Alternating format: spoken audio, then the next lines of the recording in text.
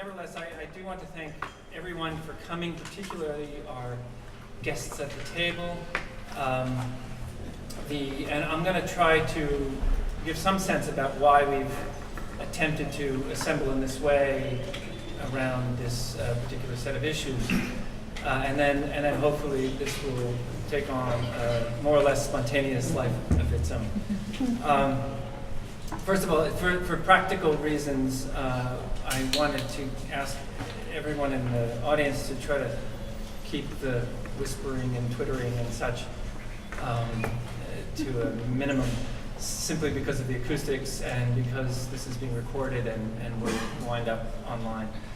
And then at the table, if people can, I know you can do this very well, project as much as possible so that the audience, particularly in this room, the sound in the other rooms are fine usually, but this room is not ideal for this.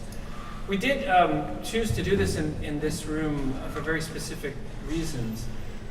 One is because this is really a space of conversation in its everyday sense. I mean, many of you know, this is the place where a lot of the work of this school gets done, and a lot of the work of the university actually gets done in this room. And the tables at which we are sitting, along with ones which have been dispersed for the moment, are an intervention, architecturally, physically in that site. And in that sense, a bit of a statement about how we gather to do what we do on an everyday basis, the work that we do, much of which is discursive. The other occasion, in a sense, the occasion, it might even be construed as a pretext, will allow you to come to your own conclusions.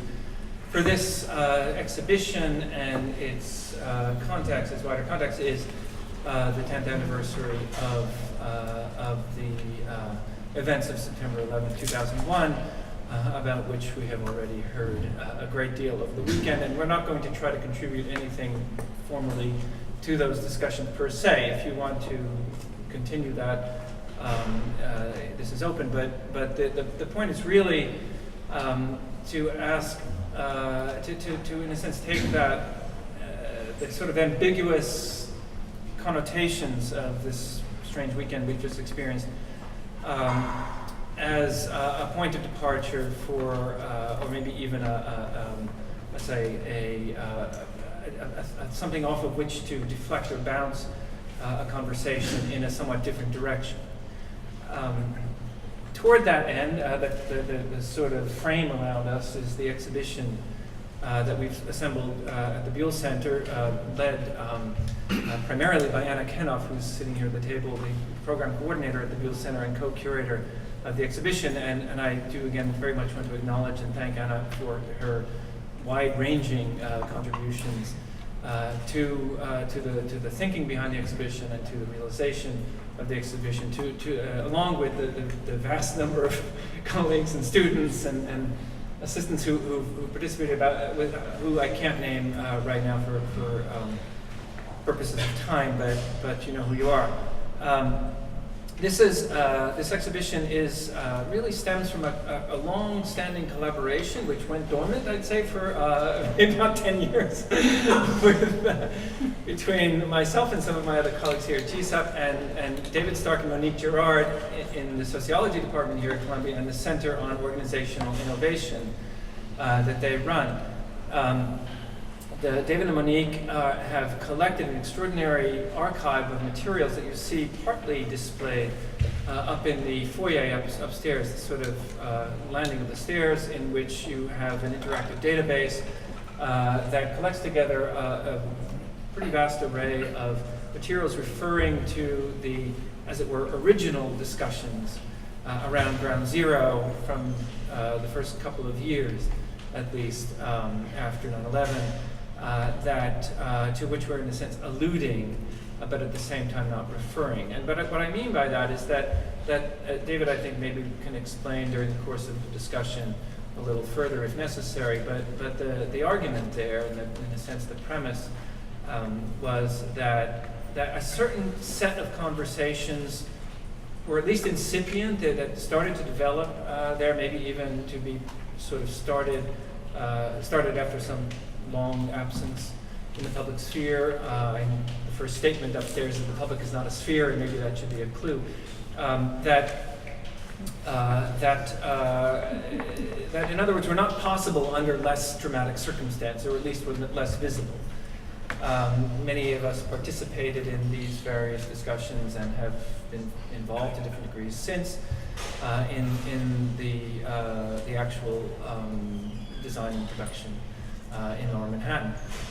But as I said, that's not really what we're here to talk about. What we're here to talk about is how we talk about what we talk about. And what's on the table and what's not on the table in the various forms of public encounter and production, literally production, in which architecture is embedded and out of which it emerges. And by production, I should say, I mean both the production of the artifacts themselves, the buildings that you see, the wonderful works that our assembled participants have produced over the past years here in our city, and also the discourse, both prosaic, bureaucratic even, and performative, or in a sense more, let's say,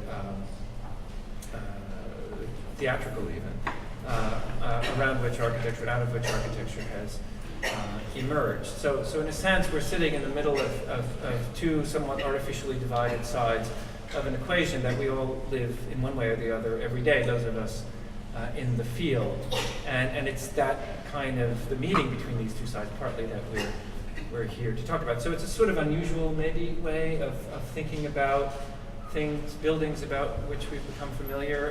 In other words, to think about the landmarks, submittals, and the advertising videos, and the zoning resolutions, and the public meetings and questionnaires, and all the apparatuses, the protocols, the techniques, the processes by which architecture is made public in ways that are maybe less observable than the more familiar things. You'll notice that there's the sort of reviews in the New York Times and the Charlie Rose Show and all of that. There's some of that upstairs, but that's not really here, because we want to emphasize, in a sense, the more, let's say, day-to-day, even professional aspects of the ways in which architecture becomes something that is, on one hand, nurtured even or developed, but also contested.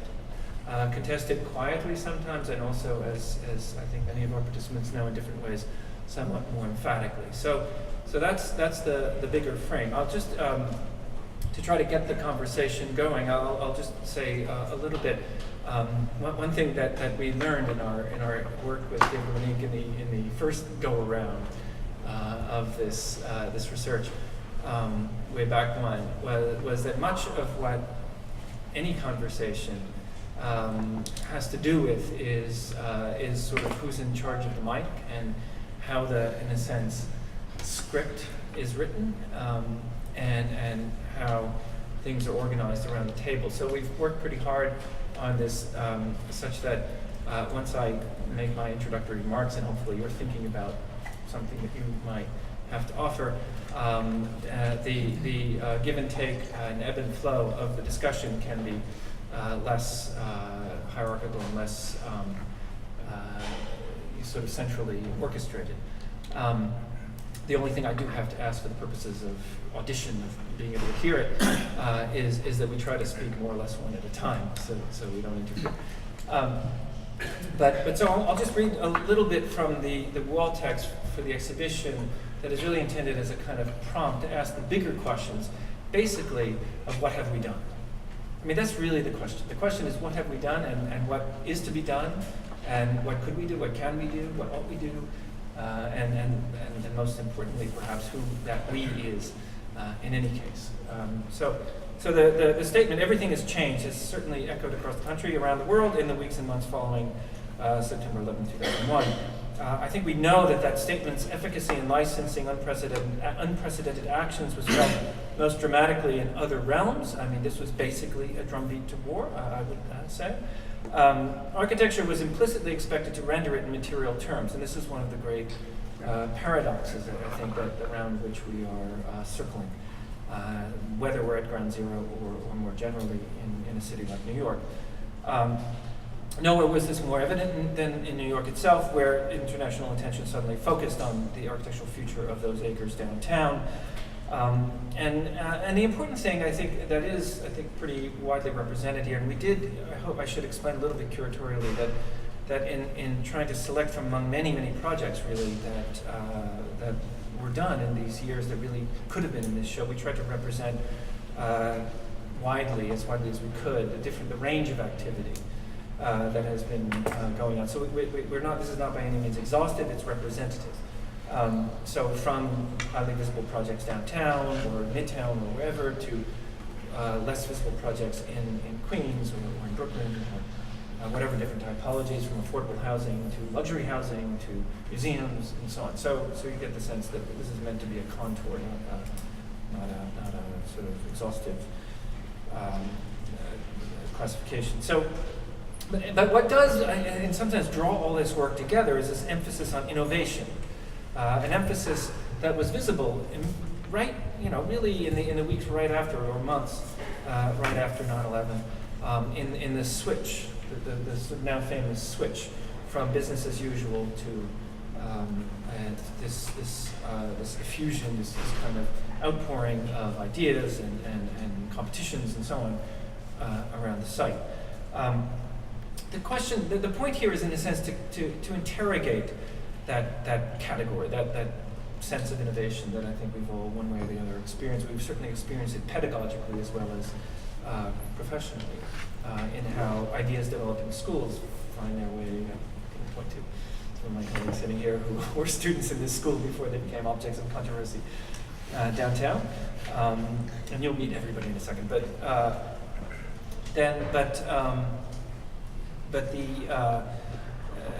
Yeah, I mean, this sense of that everything has changed, as a refrain feeds into what probably is already an existing tendency and momentum pointing in the direction of one form of innovation or another. Around this, a whole variety of publics assembled, from local interest groups and ad hoc assemblies to the imagined constituents of an abstract nation, particularly in the case of Ground Zero itself. And if there was a consensus, and I don't know if there was, but perhaps there was at least an implicit consensus around the idea that what we're in some sense after as a city, and perhaps more broadly, was something resembling innovation. So the question would be, what constitutes innovation? And if so, why is this an important thing to which to aspire to?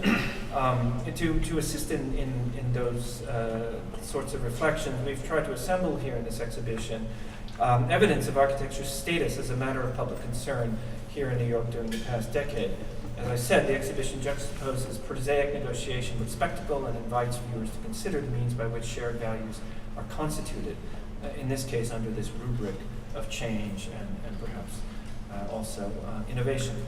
I think for the rest of it, hopefully you've been able to see, at least or catch a glimpse of what's in the show. We're not really here to evaluate the show. We welcome your evaluations. Please let us know if you object to either way, the way your work is represented, or the entire premise of the show, or we got somebody's name wrong or something. But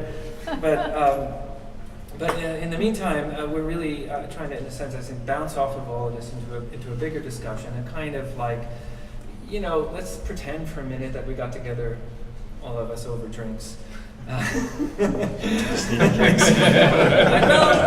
trying. People take a drink.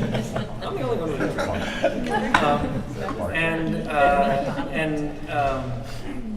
And we're a bit more open and honest than we maybe always we can be in more officially public ways.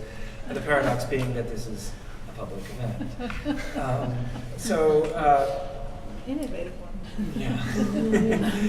So I just a couple of other program notes, or at least one other program note to emphasize the publicness of this, and then we'll go around and introduce, and hopefully we can get the conversation going. I'm just going to ask one question after everybody introduces themselves, which I hope will provoke some thoughts. But I did want to note that my colleague David Haydu, who runs the Arts and Culture Master's Program in the School of Journalism here in the J School is here with his seminar, his class in that program, and this event has been assimilated. They've assimilated this into their syllabus, so they are here on a class assignment. They will interview you, those of you who have projects in the show. Each student has been assigned a project, and these are the architectural critics of the future, perhaps, to whom I think you would like to be nice. They have some influence on your relative popularity down the road. But they're certainly here to think with us together. We did it in David's class the other day, and we'll continue to do so later, about what it means to think in a more broadly public sense, in the newspapers, on the web, etc., about architecture, particularly in a non-specialist way.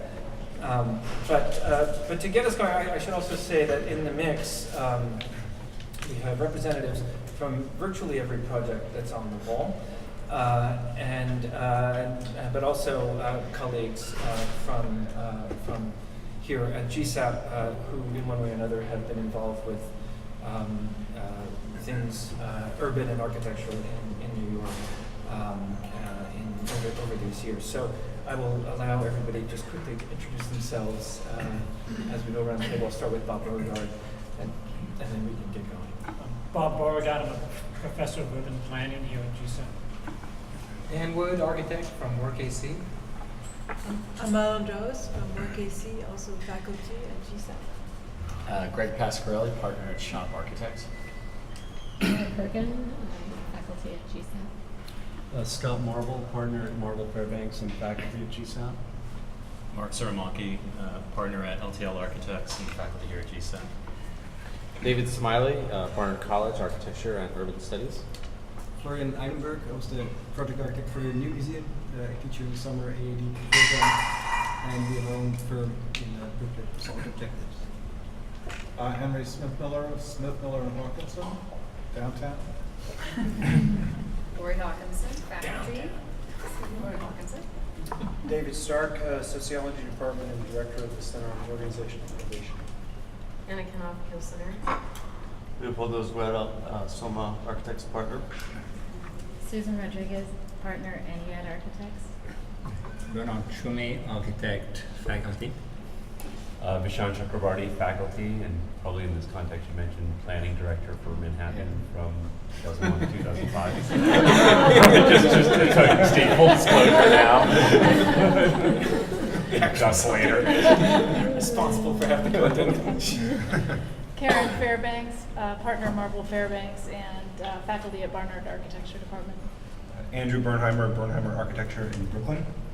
Michel, Abboud, principal of Soma, New York. To introduce myself, and I'm Reinhold, Marc, director of the Buell Center. And the question that I had, I'll try to make it less of a one-liner than I had initially thought. The first formulation that came to my mind in thinking about how to get this going was provoked a little bit by the tone of some of the discussion over the weekend about about not exactly ground zero, but about the sort of events of the last 10 years more broadly around the world and their potential relations to 9/11 and so on. In other words, a much more somber tone than we initially felt in the first few years. When you look upstairs, I think there's a kind of push-pull between triumph and pathos, or the pathos of triumph is, in a sense, how I characterize much of the discussion. If you looked at the New Yorker this week, for example, and in many other places, NPR was sounding this tone a little bit. There was a kind of ambivalence, kind of what have we done sense, and that's really what I want to ask. A more direct way of asking this it was actually prompted by the events in London quite recently. Is to ask whether what we're dealing with, like it or not, is an architecture of imperial decline. This was very much the tone of I think a lot of the the talk in some of these other venues, not vis-a-vis architecture, but vis-a-vis culture more broadly, because there is in some sense a feeling, a clear feeling of things having gotten out of control at some level, perhaps beyond our immediate control as either professionals and or citizens, and on the other hand, a sense of responsibility, a kind of sobriety as to, well, how did we get to this? And yet, on the other hand, particularly in this city, a sense of achievement that look what we've done, and can continue to do. There's more coming, as we all know. So I wanted to ask if people could reflect a little bit on in some sense, the tension or the inner conflict, even, or perhaps contradiction. That I think is very much in the air. That the ambivalence and the maybe even confusion around priorities, both within the field and of course at large. Anybody willing to jump in? I know there are opinions here around the table. Don't worry. I'll jump in. Yeah, all right. Excellent. These guys are in the thick of it, by the way. Yeah. Completely in the thick of it, yeah. Like in our case, I'm going to talk about like our personal experience with the Part 51 project. Like we were. You might want to say more loudly. Oh, Soma, yeah, we're going to have to keep improvising a little Maybe bit. introduce their role. Yeah, if as people speak, you could just maybe say which project you're associated with, and as loudly as you can. Okay.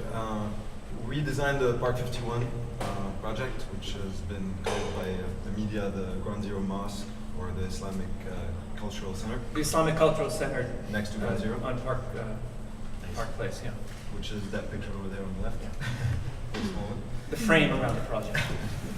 So why I decided to respond is because like we were faced with this project with an unbelievable challenge, and as young architects it was even more challenging, which is how to respond with an architectural work to very strong polemic and different opinions and a mass of different requirements that are very contradictory between different people. So you had the community of New York City, you had religious groups, you had political groups, you had the developers with their own program and their own agenda, and you had the opposants and the protagonists, and you had to please everybody, and it was impossible to please everybody. So we were faced with like a really tough challenge, which is to try and provide an architectural project that would come out as a resolution rather than a vision of solutions, but a way to kind of resolve as much as possible the differences and provide a platform that is more or less accepted or acceptable by all. So in my opinion, it's very rare that architecture or architects are faced with such a power, but because it was really a tremendous responsibility, and that's why I'm saying the word power, because it could have shifted in many different ways. And I don't know if we've succeeded or not, but it was a perfect case of high-risk project, high responsibility, and high stress, which I would like to know what other people think about it. So I'm like throwing back the ball. Would you take the commission again? Yeah, in a heartbeat. Like I'm not afraid of challenges, and I think a lot of people live their whole lives trying to face such a problem or such a responsibility. In our case, I consider that we were lucky. Like it gave meaning to our profession. It was not just about responding to a function or to a program, but it was a tremendous social, cultural, and political impact. And you had to bring in all these different factors together and provide a project that had religious connotations while containing a secular program open to the community, and that contains a airspace next to Ground Zero. So very few projects, out of all the projects that we've done, which are not necessarily numerous, this is the only one that was so charged with meaning and symbolism. So I don't know what other projects could claim that besides probably the Ground Zero project itself, or the World Trade Center. Actually. Raise the bar. No, that's not what I meant. It's okay, fair enough. Yeah. No, I mean that because I think that's also part of the planning. This is what I discussed earlier, that like the reason why there was so much controversy is the reason because a lot of people feared that this project could actually get built before the World Trade Center even gets to the first floor. And yeah, that's all I have to say for now. Well, it is interesting that it's on a side street. It's very interesting where it is, because I'm downtown. And when it first came up, you know, it was just the tiniest image of your project. Yeah. Right. And next to this behemoth of an operation. And you just talked about timing. So even though it was a very complicated agenda, it had a possibility of finishing first. And I think that's another issue, because architecture does carry all this sort of political baggage with it. Everybody's hopes, you know. But the fact that it was sort of the David next to Goliath, I realize that's not the right. But the days came on board, and we were very well focused. The other one is that in Lower Manhattan there are traditions of some very, very peculiar buildings that happen in leftover spots when nobody's watching.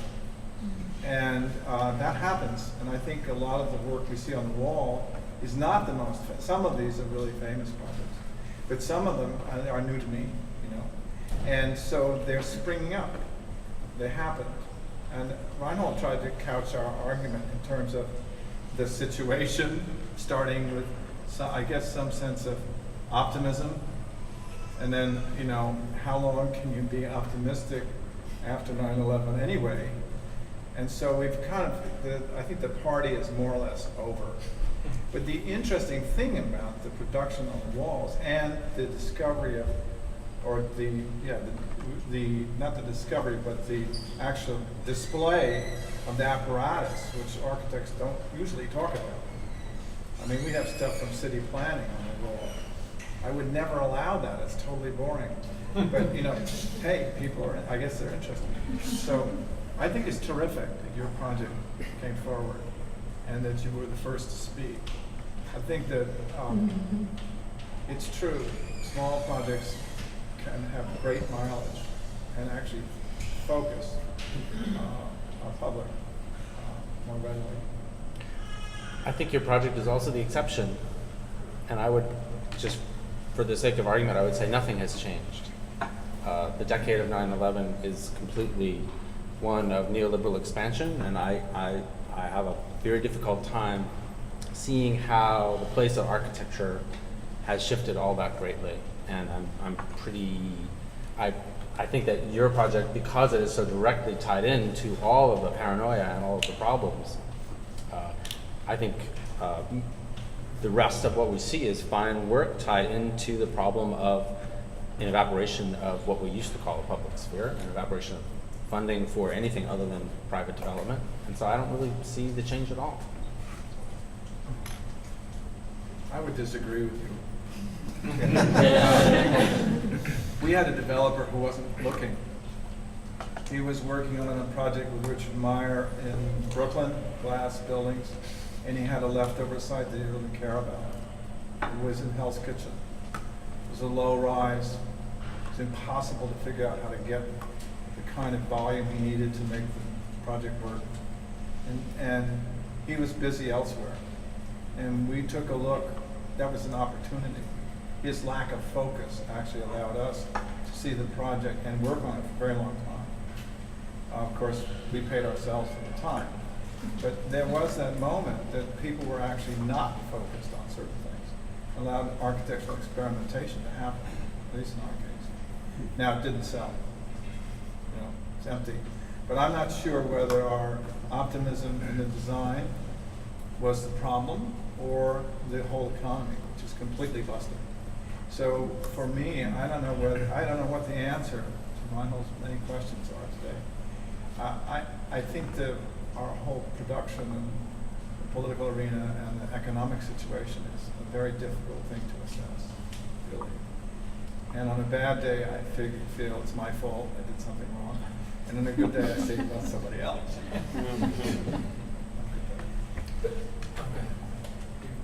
Yeah, I disagree as well. I mean, if you look up at these images, a lot of these projects were publicly funded. And I think you also had a large difference in the way the administration looked at architecture and design. I mean, it's not going to solve the problems that, maybe were the problems that caused 9/11, but it certainly started a dialogue. I think people started thinking about public space. I think the public started talking about architecture in a way that they hadn't spoken about it in a long time. I mean, I was actually saying this to Bernard a few months ago, and I said, I knew something was different when I jumped in the back of a cab in 2002 with a roll of drawings, and a cab driver asked me, are you an architect? Yes, and he started talking about the merits of Libeskind versus Foster versus, Vignoli's plan, and how Vignoli's plan was so interesting, but why? I mean, that was a radical shift, and I think that what's changed permanently is that the public of New York City has gotten a taste of the kinds of projects that we see up here, and are now continuing to demand quality, material-wise, or innovation, or pushing limits. Where I'm not saying these are the greatest projects in the world, but they're a big step forward for New York, and I think it's a really important thing that really was caused by that whole dialogue starting. But I want to actually engage what David said for a moment, because our project, which is Glenmore Gardens out in East New York, was a project that we worked on as architects and as developers, our kind of first ever try at development. And that was a case when, and I'm kind of curious about what you're asking, or what you're saying regarding the mechanisms for this development of architecture. Because our project was, while it was amazing for the city to say, okay, you architects go build these little houses, and Marc's firm participated, as did a firm named Briggs Knowles and ARO. But it was still, they were relying on private development. It wasn't a social project by the city. It was the city saying, go ahead, private developer, build these houses. So in some ways, the mechanism was private development. It was not anything gracious or super liberal on the city's part, other than maybe the concept that architects were allowed to try this for once. So I just wonder where your thinking comes in on the fact that it was just, go ahead, private developers. I would, I think your project is beautiful, by the way, and all four of you guys, those houses are, I think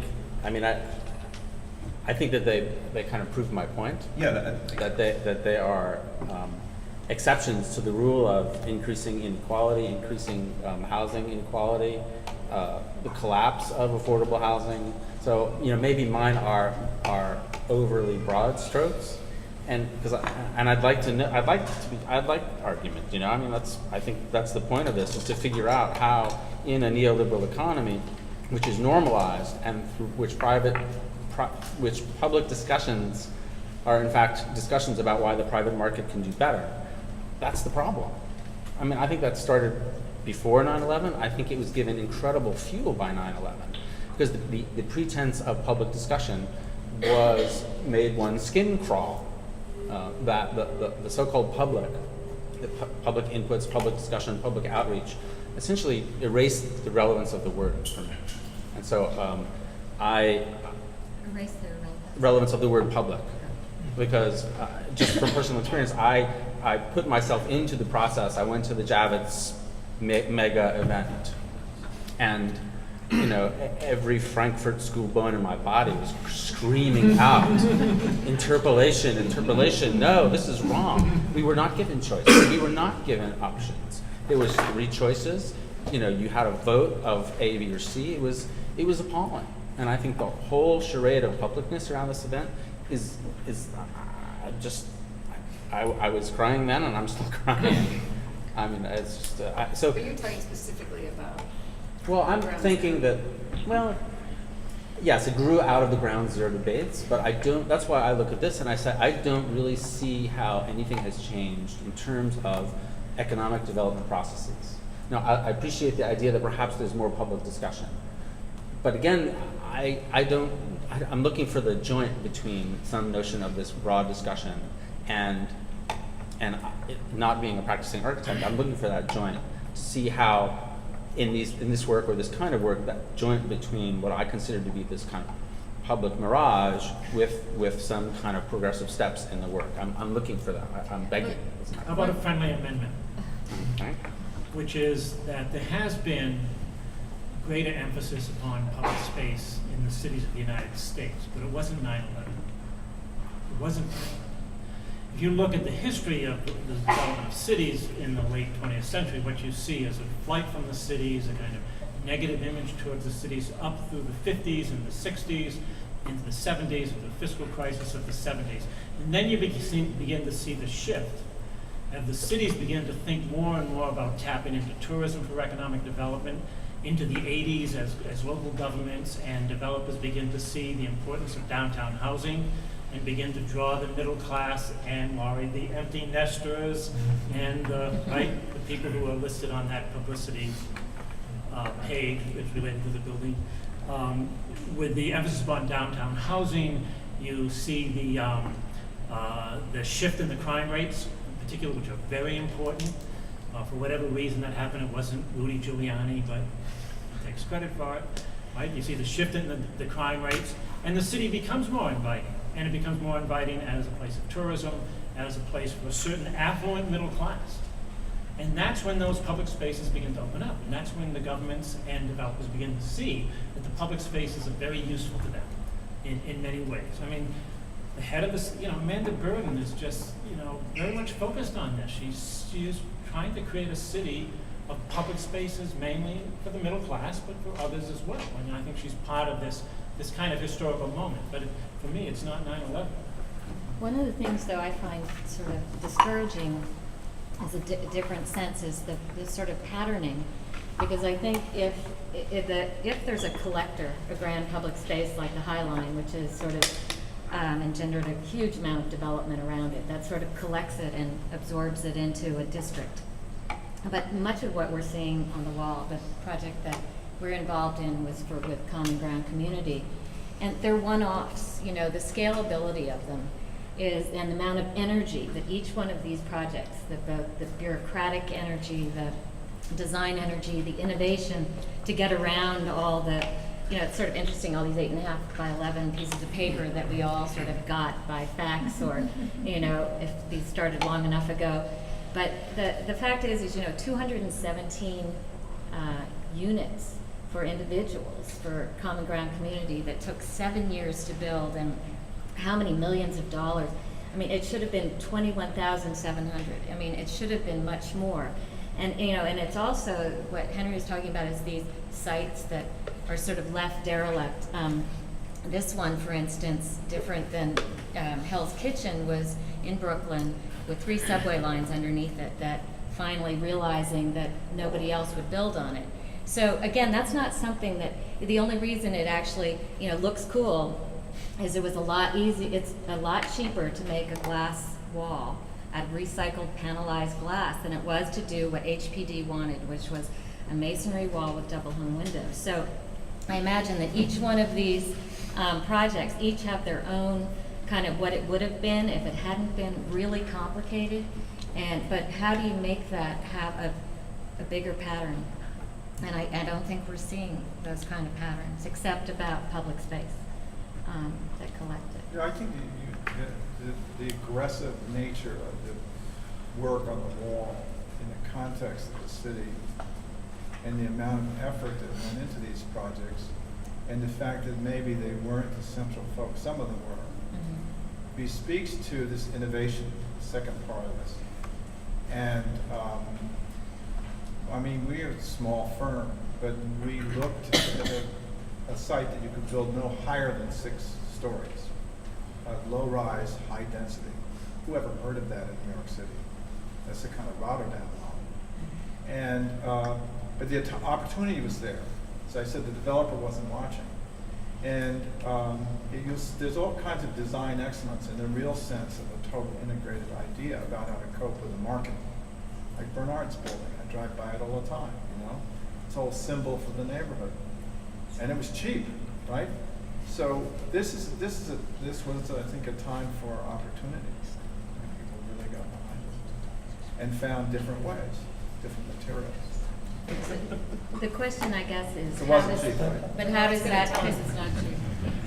No, I signed my contract for $182 a square foot.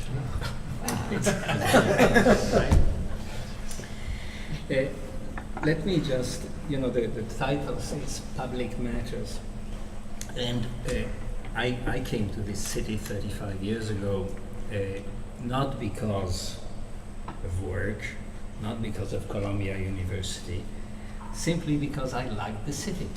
I liked it so much that I would want to organize my life and my professional life around it.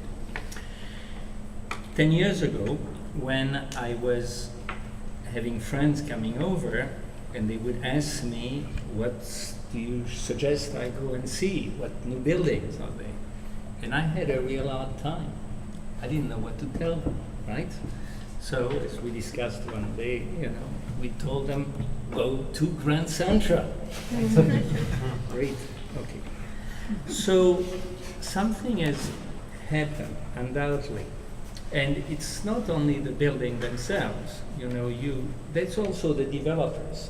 The developers of Blue, that was their first building. Those guys were like in their mid-30s. And it was not anymore the old families, it was something else that was taking place. So now, if my friends come over and ask me what to show them, there are dozens of really fascinating, really good buildings around. So now, there's an interesting part of this. Once upon a time, Chicago had great buildings, but was not a great city anymore. Now, New York has great buildings, but is it as good a city as it was? And that's really the question of what kind of public space. Again, I arrived in '76 at a time when you had incredible scenes happening in certain neighborhoods. Amazing cultures which have completely disappeared. Take the meat market, for example, that everybody says is a great success. There was all sort of, undercurrent cultures that I'm not going to describe at this table.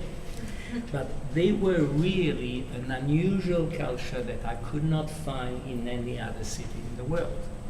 Today, the image that we have is much more gentrified, much more safe, possibly, but there is a form of culture that cities generate. In other words, cities have the power to generate conflict and congestion and creativity and all that. And the question is whether Manhattan or New York City is still doing it. They are great buildings to see, but in the same way as I love going to the Apple store, on 14th Street and whatever, in the mid-market district. I like to go to Vitra. I love to go to the fashion shops. But I also love to go to some of those clubs once upon a time. And that culture has disappeared. And it's not because we're talking about, fringe cultures. It's simply because the city is about that invention and that creativity. And we should not forget that the public realm is also about doing that. You don't think that culture's gone to Brooklyn?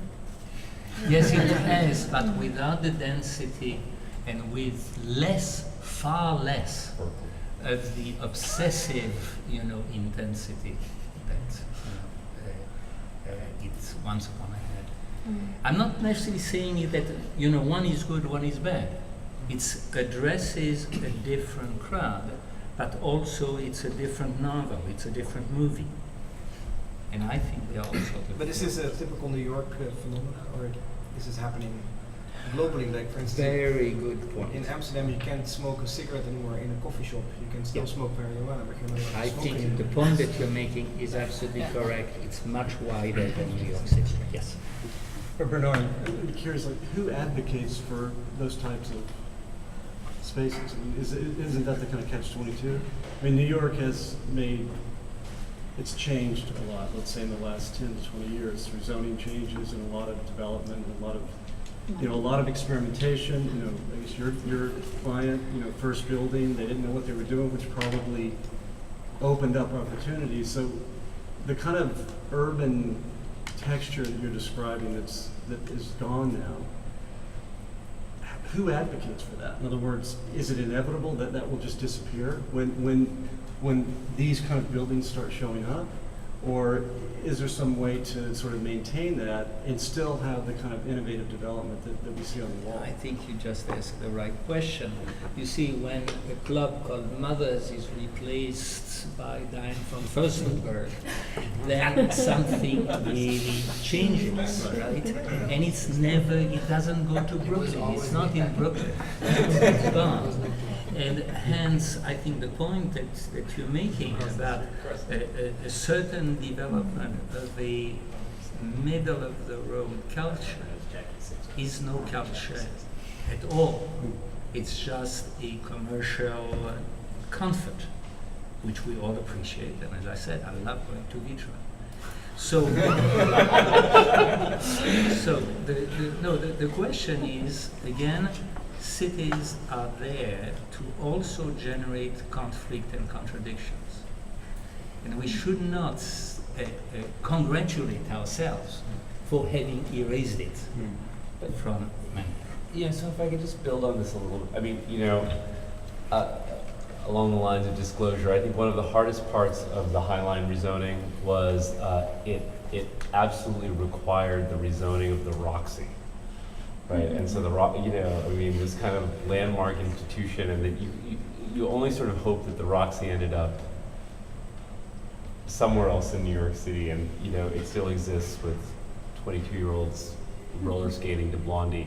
But it seems to me that I'm hesitant to ascribe too much importance to 9/11, only in the sense that we focus on it so much when so many tragic things happen every day in so many places around the world, and yet because this was so poignant in our lives, we all tend to focus on it.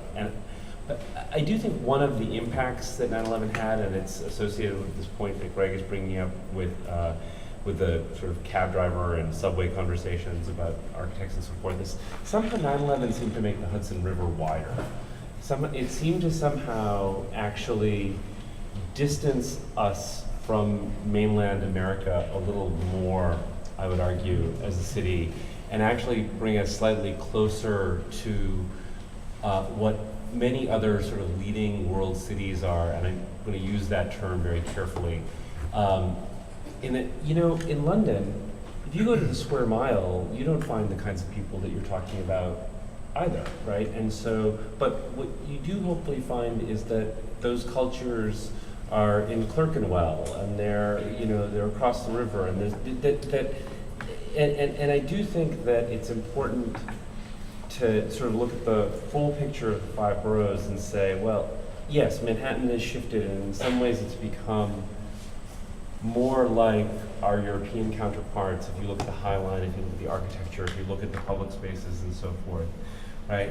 And that, this thing that we have all of a sudden about, wouldn't it be great to be like Copenhagen?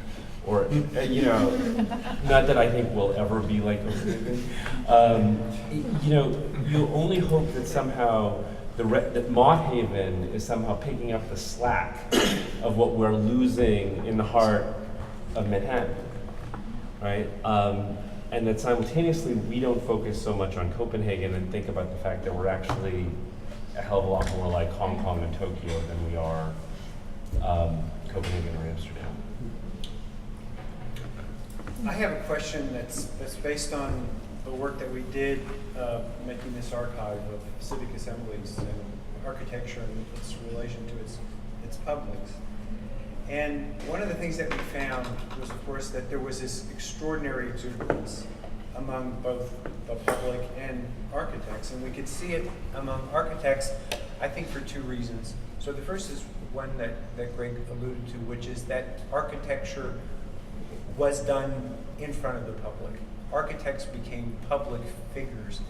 you could go to town hall meetings of thousands and thousands of people, and they were coming to hear architects speaking. Architects were featured in the style pages of the New York Times. There were headlines about their work, and so it was a moment really extraordinary for the profession.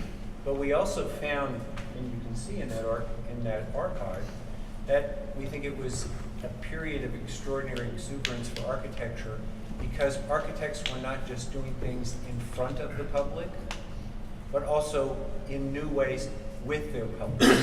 So they were engaged with it's not the public, but different kinds of publics in meetings, not just very large, but in ones that were this size or maybe much smaller. And many of you probably did that.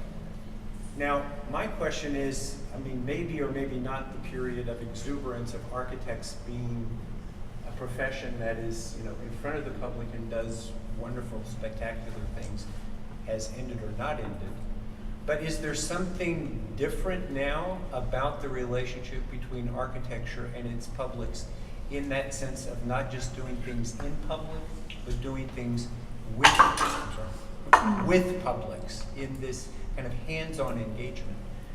Now, when you think about the answer to that question, and I ask it as a question, I don't know the answer. Maybe something really long-lasting has survived that moment, or it faded away.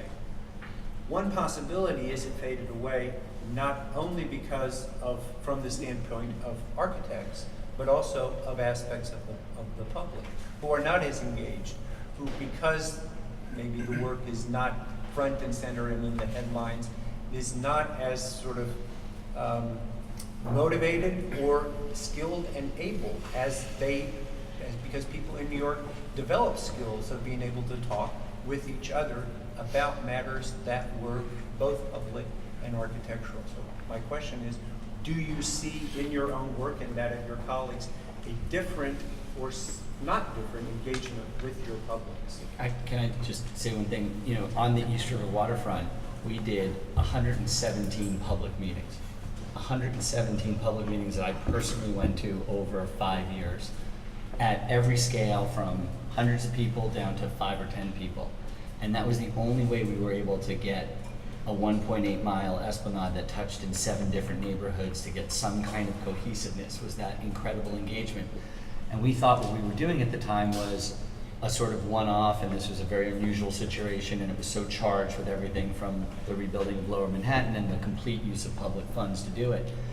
And now I see in projects as varied as we're doing the Seattle waterfront with James Corner, and we're doing the Flushing Queens waterfront with Matthews Nielsen, and now everybody expects this, that we're going to be doing dozens and dozens of meetings at every point and talk about the sort of performative relationships, the physical relationships, the aesthetic relationships, and the financial relationships of how architecture gets built in the public realm.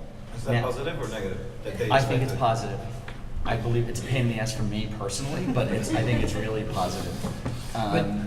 And I think that's the new normal. Start talking about fees, are you? But I wonder if that's really the public that's coming to those meetings. I mean, we're working with Jerry Frug now from Harvard on a project, and that's basically the question that he asks: is the community board representative of the public? No, it's not the community board. I mean, the board is a small part. I mean, but who shows up to these meetings? Yeah, who shows up to the really meeting? talking to the public? You know. And I think, I mean, talking about DVF, I mean, it is a problem that. And first of all, Scoop Mothers has become Scoop, but only after it was Jackie 6.0 and then Filter 14.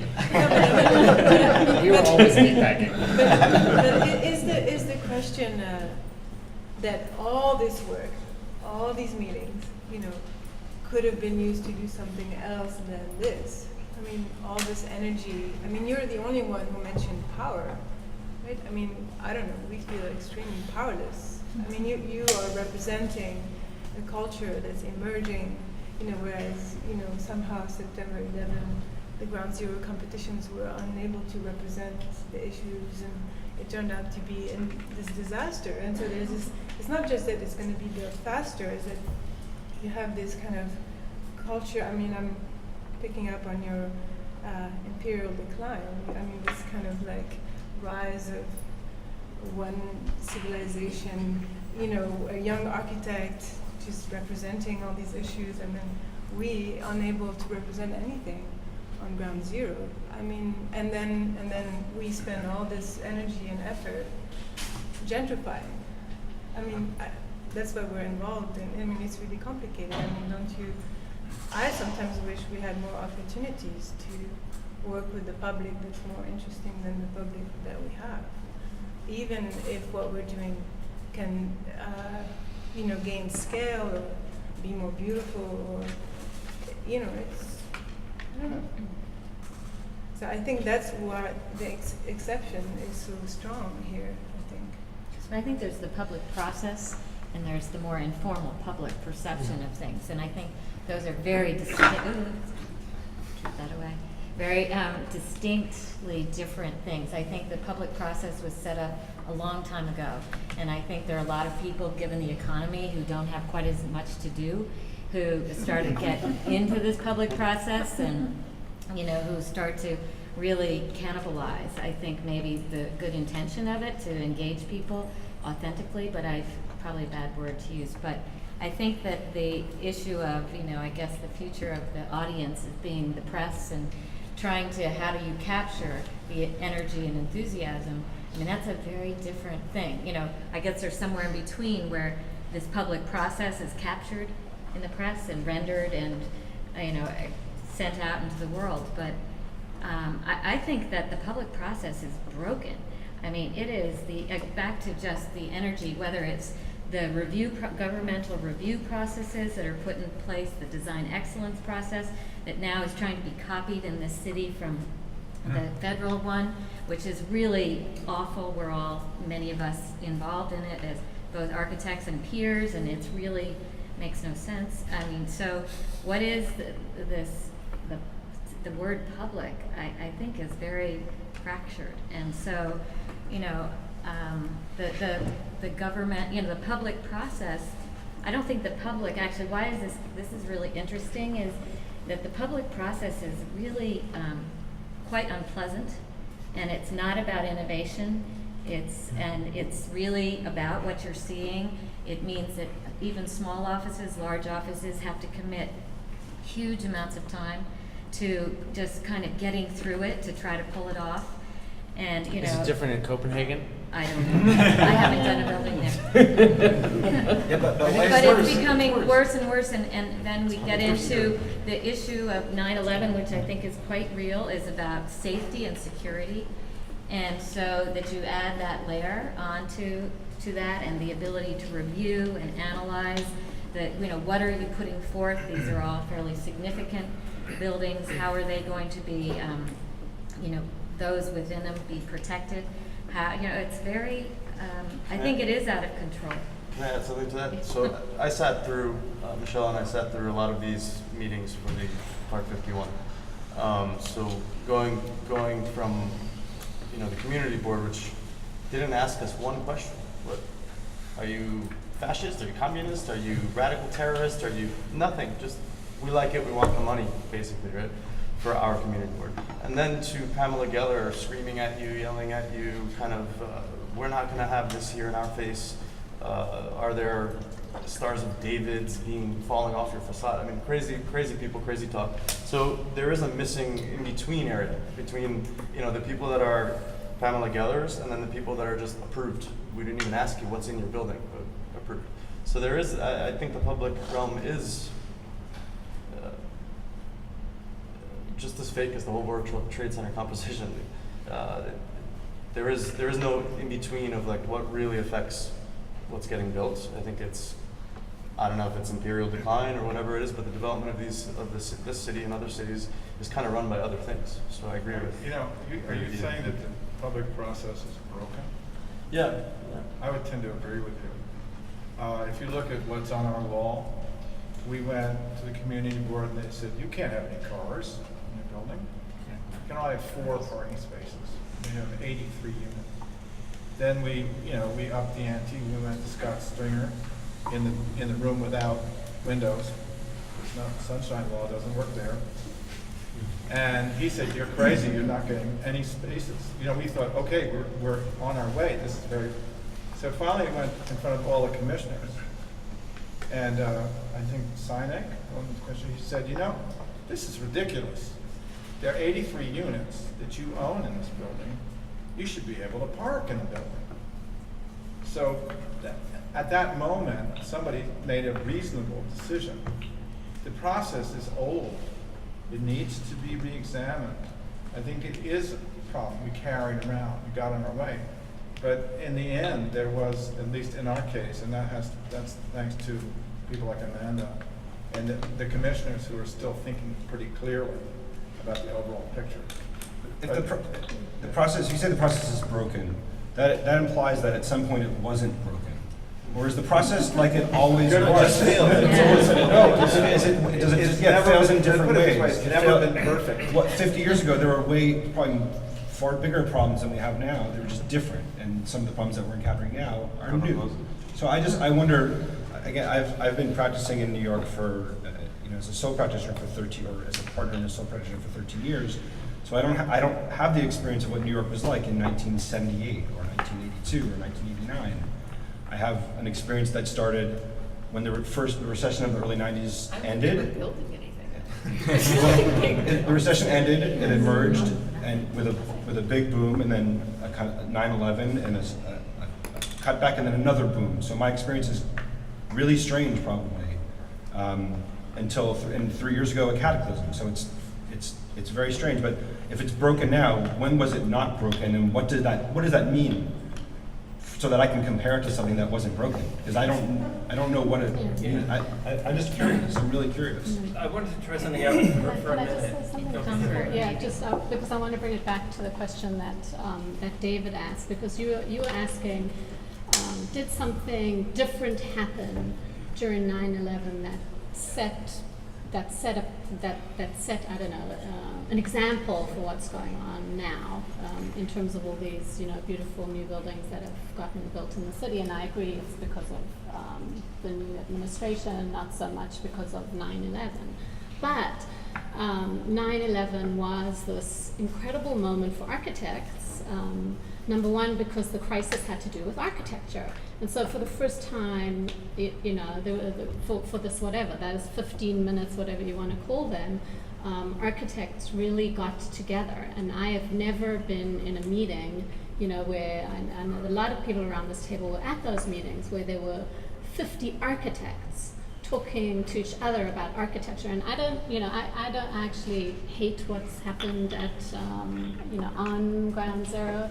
But ever since then, there's been this real tension between, one might call it, the memory of the event itself, or to forget, and in some ways, my opinion has changed that there's more important ways that we need to forget to move forward or to move the city forward than to be so obsessed about memorializing it. And I think that we're talking about all these buildings, but we're not talking about the 100 memorials that have sprung up, everywhere, and the sort of the instant memorialization that happened because of this event. So I think that brief moment for architecture was about architects talking to each other, and not so much a new public impression of what architecture is. It's just so happened that it was architecture at the center stage. It could have been anything, right? With such an unimaginable event, but it could have been any crisis. It could have been a huge hurricane, or right? It could have been anything in that sense. If we're not going to talk about it as September 11th, as the fact that airplanes bashed into these buildings. I don't want to leave the impression that everyone around the table agrees that the public process is broken, because I don't agree. Yeah. I don't agree. Look, you have to have a public process. If you're going to do public projects, you have to have a public process. We have a democracy. Democracies are messy. They're real messy. The people who come to the meetings are not just the people who love you and who are reasonable by your standards and who will agree with you. There are other people who have other agendas and who might have reasonable positions to oppose, and which they're opposing you in what you're trying to do.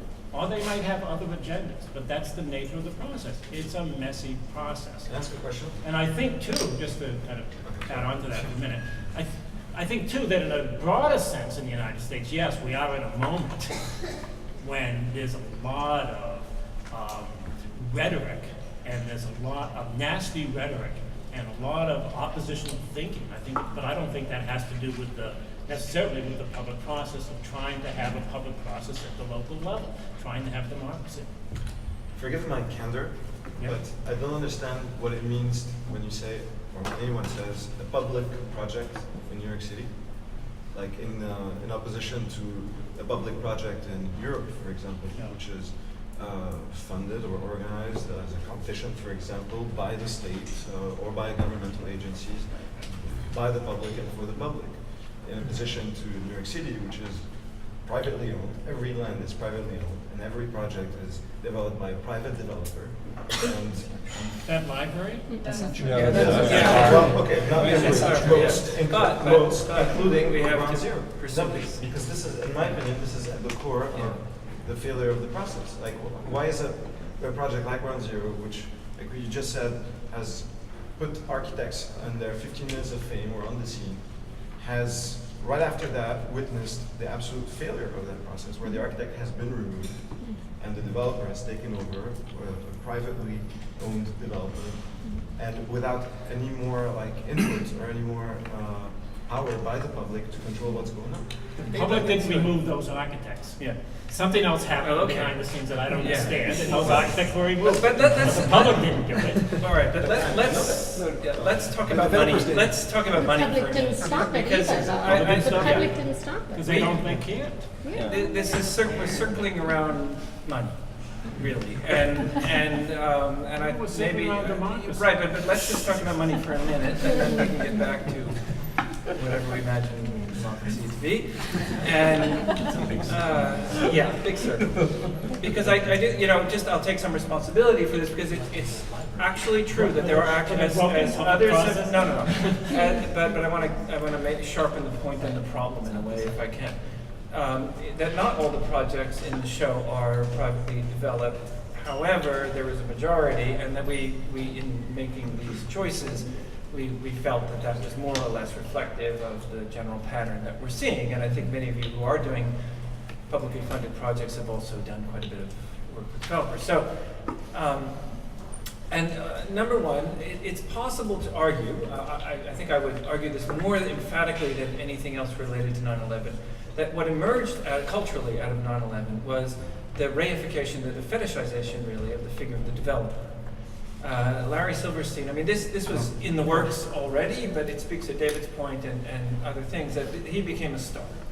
And in a way, you could argue in a banal sense that it's these characters who are responsible for the fate of the architects. I don't personally think that that's true, but let's say there's a kind of, a drama there, a sort of Faustian drama. Okay. The bigger, the vis-a-vis fractured publics, etc., is the bigger point there would be to suggest maybe that what's actually happening is not so much a splintering, a kind of differentiation amongst, a kind of parallel processing amongst different interests and so on, but a conflict. So this is where the paradox sort of really comes into focus. The public space, for example, is genuine. I mean, one has to acknowledge, I think, that one of the results of these last, years has been the development in various positive ways of a whole series of public spaces, particularly in Manhattan. But it's also possible to describe public space as a kind of fetish, like something comparable to development. And not just because it raises real estate values like the highlighted and so on. I mean, that's part of the equation, but also because on the ground, in those meetings, what's being contested is where money goes. And so one of the things that also has happened is money has moved from housing to space, for example. And we are much more comfortable speaking about public space and its values and its achievements than we are, for example, speaking about public housing and other public amenities, healthcare, etc. Other processes, practices, and resources to which the word public is traditionally attached. So let's just say that maybe that name, it's a way of designating not just a fracture within the category of public, but a conflict, an actual contest over the sort of, let's say, values towards which resources like tax dollars are oriented, and then when you add into that equation the potential profits to be gained and so on, the sort of interests of developers, then the equation obviously changes. So I'd be interested to hear from you, all of you, about whether you think that's a fair characterization. But beyond that, I'll add one more footnote. One of the most notable things about the events in London was that it was precisely around social housing, around public housing, estates as they're known, that the securitization of the city, that the sort of the police moved in. It was really all about public housing at some level, and so it's not an accident that I think this kind of the repressed continues to return in these indirect ways. But anyway, that's more of a hypothesis. I would take issue with the construct in the sense that it imagines, public budgets as a kind of as a sort of zero-sum game. Right? Where if Gregg Pasquarelli builds these for a waterfront, he's stealing food from the shelter in Brooklyn somewhere. And I actually help us around that problem such that. Well, but I mean, it's a question of whether you buy into, and you may not buy into, the idea of a tax base. And the fact that certain things make tax bases grow and therefore fund the vast majority of public goods that we seek in our city, right? And so, things like public spaces and the investments in them tend to have shown a tremendous amount of return on investment in terms of tax base, that I think is fairly critical to the other social functions that. And how are those schools doing? And going how? I mean, in other words, I understand, but that narrative pretty much has structured the last 10 years in New York City. And so the question is, what's the payoff? What's what? The payoff. Where is it? Where is the other end of the equation? Because of course, in principle, this isn't a zero-sum game. I mean, the city of New York builds more affordable housing per year than the state of California. It's still losing units. It's still net losing units. It loses units because of ridiculous things like Stuytown. I'm not saying things are perfect by any stretch of the imagination, but I'm just. But yeah, you're right. New York is better than most. Yeah, I'm just saying that on a relative level, at least domestically, I think we're doing pretty okay. Yeah. I do think, to bring it back to the discussion of the public process too, we are talking about two different types of public process, and I think the one that people are complaining about in a way is the intersection between public process and private projects.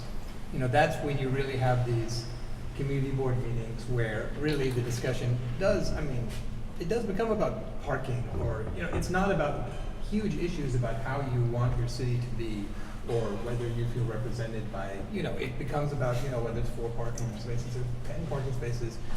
And that's, and what we have found, because we're equally enmeshed in public projects now, for the SCA and with the DDC, is that those intersections between a truly public project and the community board are much different, because in a way people still trust government here. And, the discussion don't become about, I don't know, if you're representing the library, you're not talking about censoring books, or you're not talking about parking, obviously, and in a sense, those are very smooth, and you do find that people just tend to trust it, that this is in their interest. So I think, for me, the lack of this kind of public discussion is really at the level where the so-called public process intersects with private projects, because it really is a very small minority of the public that you're dealing with, or just grasping at straws, really, because it is just, it's developers, and I don't know, 4 parking spaces versus 100, it's not changing the equation, really.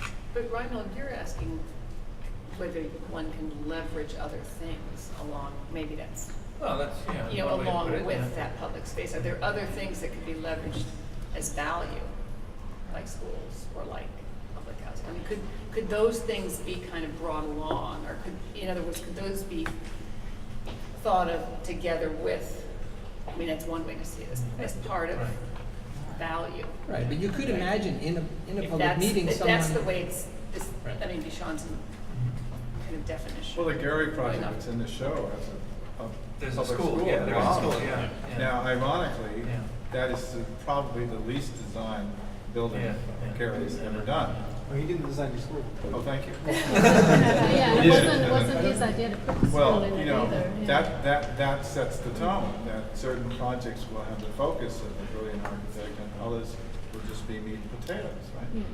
I think, you know, why can't our public work be better designed? This is sort of tangential, but I just want to throw this out. One of the things about the public process that completely confuses me is the unevenness of it. Now, the scrutiny of what's going on downtown, the scrutiny on particular sites because the press takes interest, or some, you know, there's some, but to think about not too far south from here, our entire edge is being defined by this Trumpville. And nobody says anything about it, and it is horrible. Yes, I got Yeah, I mean, Trump ballet. and it is, and to the fact that nobody talks about this, and it is huge, and it keeps going, and it's going to go more and farther and deeper, and it's adding more people to this neighborhood and taxing our infrastructure, but nobody talks about it, and and they closed, I happen to live sort of near there, and they closed the highway, 72nd Street. Yeah. I mean, it's like, how did that happen? And then, you know, then back to all of us having experienced 117 community meetings and, you know, for doing a little puny job here, you go, you know, every day for 4 years of your entire life, you know, to the community board meetings and, you know, both of them. So that unevenness and trying to understand our democratic process, and so where is that? You know, where does design, what is its role? What? It's horrible. It's horrible. But it keeps going on, and nobody had anything to say about it, and it's a huge part of. done. I mean, it's got. That's not true. There was a lot to say about that project, particularly early on. when Well, it BA first started. Capital, I mean, that was way back. The and then- planning commission wasn't very involved in that project? Yeah, under Joe, absolutely. It's horrible. But look, nobody I- even.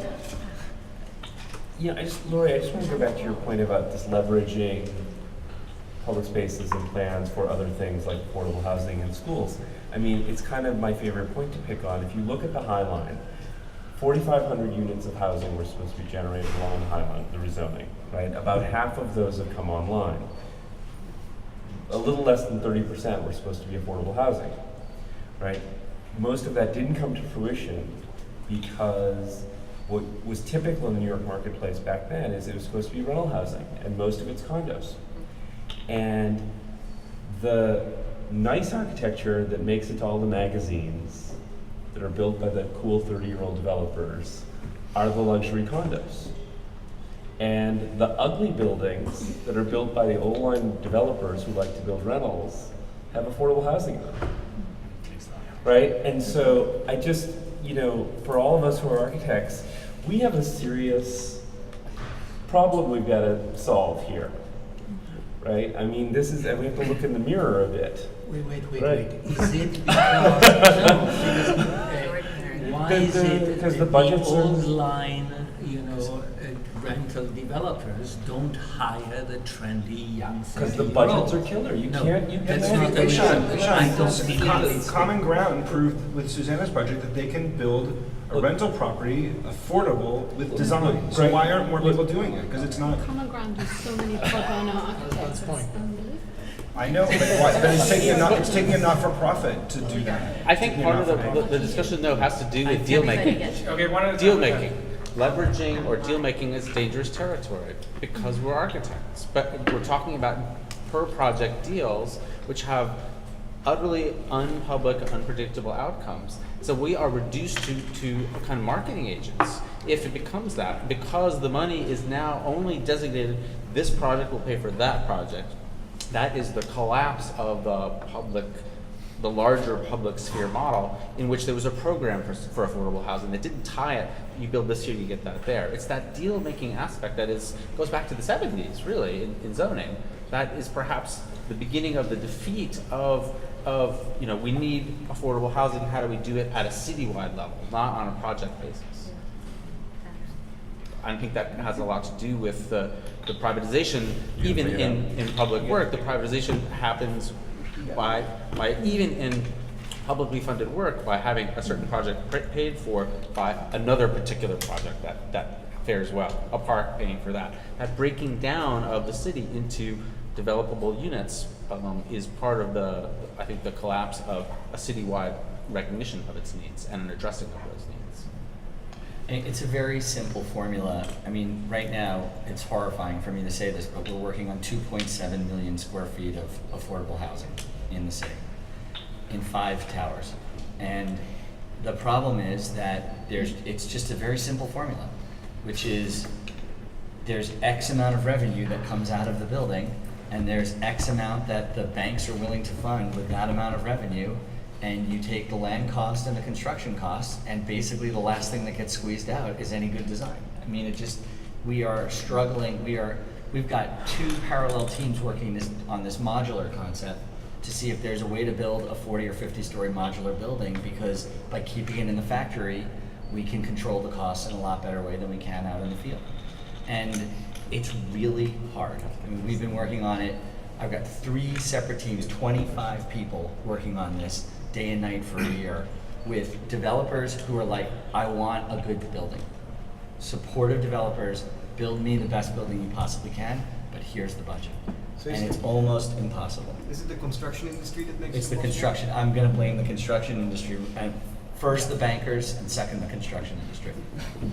Well, it's still amazing to me that suburban housing, even when you factor in all the additional roadways, all the additional infrastructure needed, all the open space, the fact that you have to build 4 walls and a roof, provide power and all the heating and everything for each family is still exponentially cheaper than multifamily housing. Why does it cost $500 to have a garbage disposal installed in New York and $30 over the border in Nassau County? Yeah.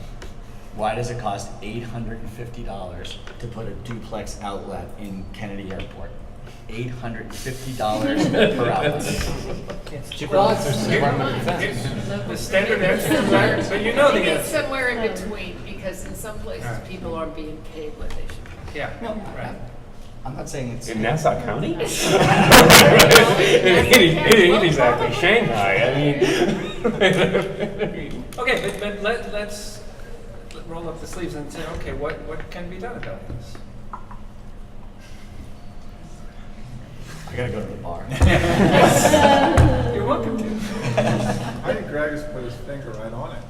The developer and the market's there for the affordability. Okay. Bernhard Tschumi used the number of what, 218 or 182? 182. Yeah. 182. I think we're all It was a aware bit of more those than that kinds at of the end, so. constraints. We packed our sausage with more square feet over there and 6 stories than the developer ever imagined. And when he ran his prospectus, we had skip stop floors taken from Corp. We didn't have any public, there was no public corridor in the damn thing. It was all sausage. And that's why it continued and survived, because we was going to shut it down in 2008. So I think that the architects are necessary in this, and their innovation is very, very important, and the challenge does exist. And it's kind of a problem, because we like to make things that are exquisite looking. Well, maybe we got to get into a little more ugly, or just figure out another way to cope with it. The market's changing. But it's those skills, innovation, of broken glass, or whatever it is, this blue window wall. If you look at the projects, actually, there is a lot of innovation, a lot of resiliency in its production. So I'm not as doom and gloom about the situation. I think the profession will respond to it, and we're being looked to respond to it, actually, because there's nobody else who can do it. But why should we kind of twist ourselves and ugly our buildings and? Well, I was joking. No, but what I mean is aren't, maybe we're asking too much of developers. Maybe the city should step in and say, you know, beauty is good, or, I don't know, or, or, you know, for the public good, we're gonna build X no matter how much it costs, or, I mean, why is it always a bottom line? Why is it always money? I guess why? Because it's New York City. Well, it goes back to Reinhold's initial question that, you know, you can spend that money on beauty, or you can spend it on books in the Bronx. I mean, you know, there is ultimately resource questions that a city has to confront. Right, but I agree. But what I mean by beauty is not just kind of aesthetics, but like, you know, a kind of good plan, or, you know, something that works and is of a good size and is not shrunken because it's the affordable unit, or, I mean, there's something called the public good that you can invest in no matter what the bottom line is. I wonder, just to pick up on that, and sort of speaking to our experience with this library, I mean, our project's probably the least contested because it's very far from ground zero and it's a public library. Nobody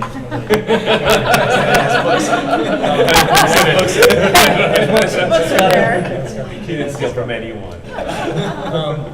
But, you know, it's part of a design excellence process, which a lot of people are part of, and that was intended. You know, it had high expectations to be a public, sustainable process that would be able to sort of maintain levels of innovation in publicly funded projects.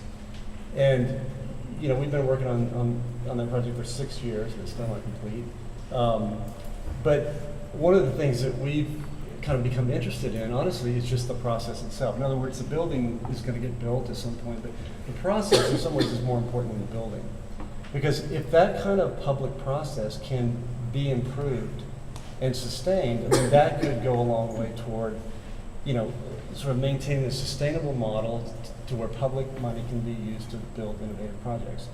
But the design excellence process is very flawed.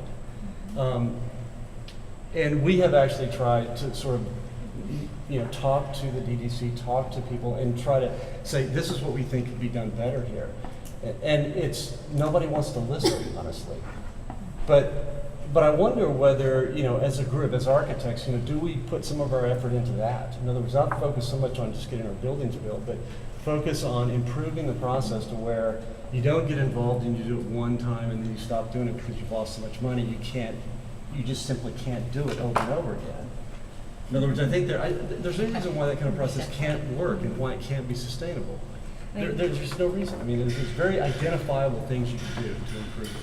But one thing about that is that idea that it's a public process, and back to David's question a while back about what the role of the public is in that process. I feel like in some ways our projects take so long that to sustain a real dialogue around them, or to have actually engaged discussion about a project, it doesn't really happen. Not in this library. I mean, you go to the community boards, you meet different groups, but you don't have a dialogue, really. You have a presentation and you have questions. And people aren't really there for the whole, this isn't the same as probably the bigger projects in here, but for these smaller community-oriented projects, you don't really get that kind of engagement. It's hard for people to come in to a discussion about a project, ask questions, leave, and kind of carry on with that. So I know we find people in the neighborhood, they don't, you know, they may or may not have come to the meeting, they may or may not have liked what we were doing, they have new questions, but they aren't carrying on. You're not having that kind of ongoing conversation. So in terms of that piece of the process, I think it's not really that public, or it's not really that engaged. But part of the issue of getting engaged and involved in the process begins really, really early, and we were talking about money, and money has a lot to do with scale and scope and program. And you know, there's a lot of programs that exist, whether they're from HPD or from the School Construction Authority or the library programs, that actually are inflated relative to what the needs really are, the floor-to-floor heights. You know, if you do private sector schools and public sector schools, why do they cost $200 a square foot more for New York City to build them?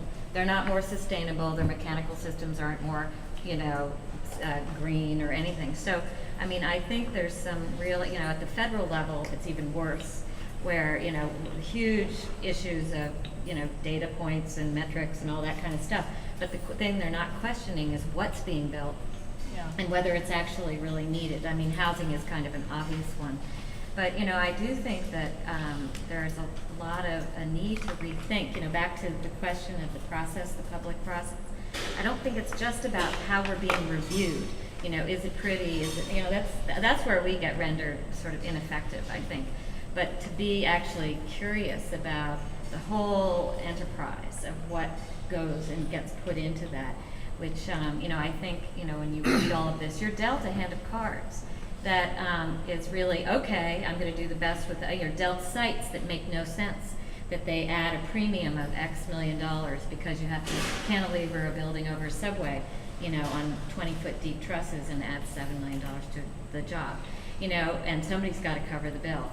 And, you know, so there's a momentum behind that piece that is in the public realm. You know, I think probably I do less or very little work in the private realm in terms of developers. I think they're much more attuned to how, you know, what you were talking about, Henry, how it's all packed in there and what those efficiencies are, et cetera, and really questioning the floor-to-floor heights and what are the maximization of all of that kind of thing.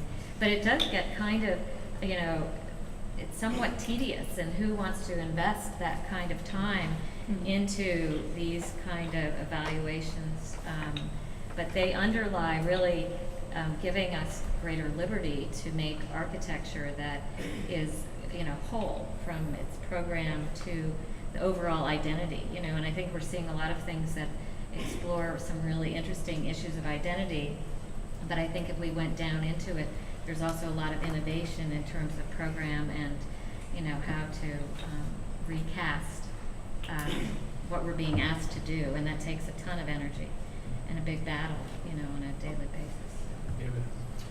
When I asked about the relationship between architecture and its publics, I didn't think at all actually of the public process as something that started after, I don't know, there was a site and a brief and I don't know. I was actually thinking of something much more multifaceted in the relationship between the profession and the publics, because there's no single public. Laurie, you said something very, very interesting, that what was so, you know, energizing about post 9/11 here in New York City for architects was that the problem was architectural. Yeah. And that the greatest thing was not just the spectacle, the architects in city, in town hall, or even the very small groups working with lay people, but that there would be meetings where there would be 50 architects talking together.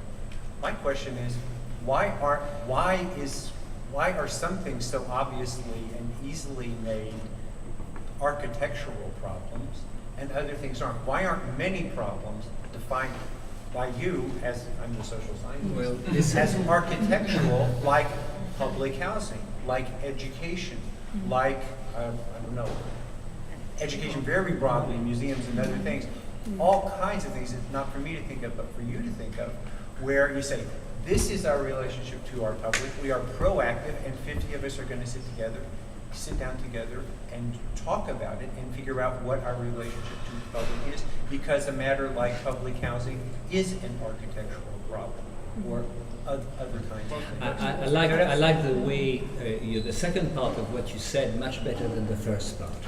Having been in a few of those meetings about what should be done on the sites, you know, at ground zero, and hearing an architect saying it should be horizontal. No, it should be vertical. It should be twisted.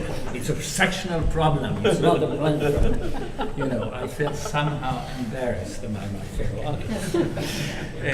However, what you then say, that indeed there are a number of issues which are architectural not in terms of what it looks like, but in terms of what it does.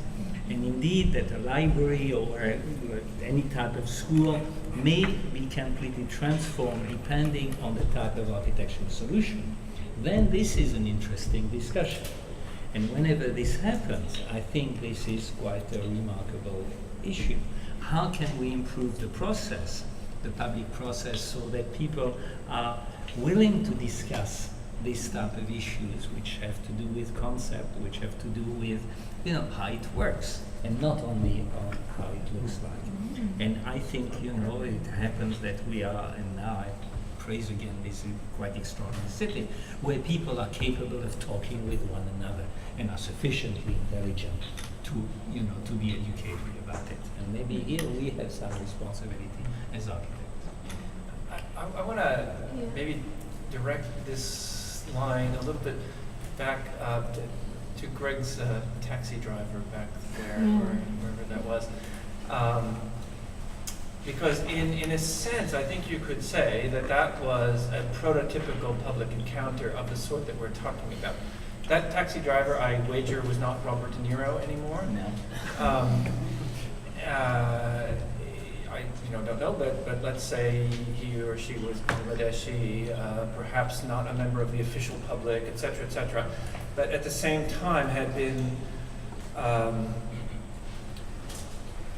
assimilated, interpolated, constructed as a subject, as a constituent of the sort that is capable of having the kind of conversation. It's true. I mean, in a sense, the sort of drama that to which Bernard is alluding now, that is so New York, happens almost prototypically in the backs of cabs and places like that.